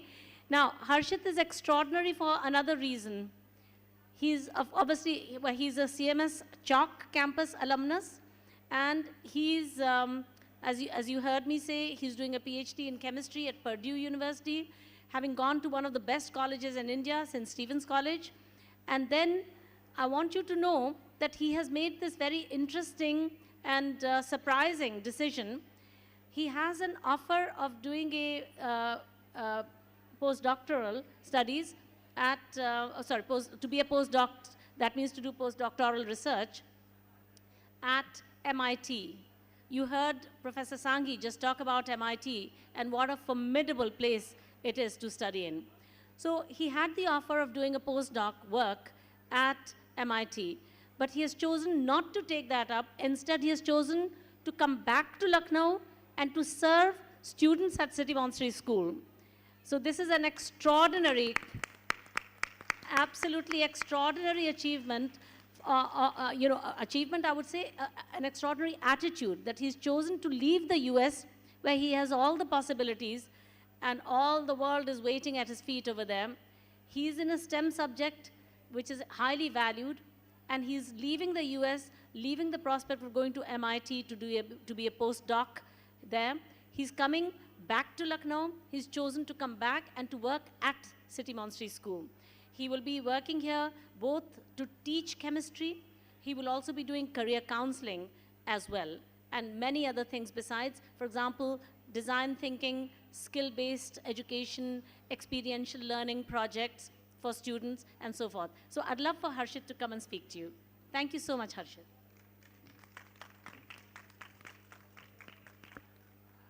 This round of applause should be for you guys, not for me, because you organize such a lovely day, and it's such a wonderful resource that I don't see in many organizations in Lucknow, especially in the school-oriented business. This is such a lovely day, such a lovely resource, so be proud of CMS, be proud of that resource that it's giving to you, because not many people are privileged that way. Now, coming back to the question, the very question people ask me, why I made such a different, unconventional decision of switching the career. Talking about switching the career, earlier today in the panel discussion, I heard about modern day career options as well as traditional day career options. And I would like to add that in modern day, it is very possible to switch across disciplines. No matter what you are, who you can switch from a scientist position to an economist position. It depends, and it takes awareness, education, and some form of overcoming the resistance that you have within you. It doesn't take much more than that. You can be one person today and completely different person the day after. Now, talking about my decision of coming back as a counselor, it's important to understand that counseling is just one technical term given to people who exchange information, who mentor and train students, right? Not just students, adults as well. I was doing the same at Purdue University. I was interacting with students, undergrads, grads, and adults as well. So I realized that this is my true passion, which is through experiential learning. I experienced that, and I realized that this is what I really want. I was also researching in labs, in different labs on different subjects, involving chemistry, biology, brain research, whatnot. But that made me isolated. It made me not so happy. I was publishing, but still I had less sense of fulfillment, no direct satisfaction, which is what I get when I teach and talk to students, talk to younger minds, because I get a sense of smile, sense of happiness when I exchange that information with students and serve the community. It's a direct fulfillment and direct satisfaction program that I know of. That's why I chose that this is one career option, which is through experiential learning, which I will be talking at length when I join CMS next year, that through experiential learning, I understood it was not a plan made one day at night by some trick or logic or some equation. It was through experiential learning. It took some years and some training that I decided that this is one thing. And talking and exchanging information, mentoring students is termed as counseling. So I was a counselor before, but it was not called a counselor. It was an unofficial counseling business. Now I would be a professional counselor, and I would choose this career option and progress and advance this program with what I have in my mind. It takes, and it will be a lot of things that I have in my mind, and I have shared with Geeta Gandhi ma'am already. It's not just counseling, it would be an overall counseling. It will be involving your mental health, your academic health, your career health, and your physical health as well.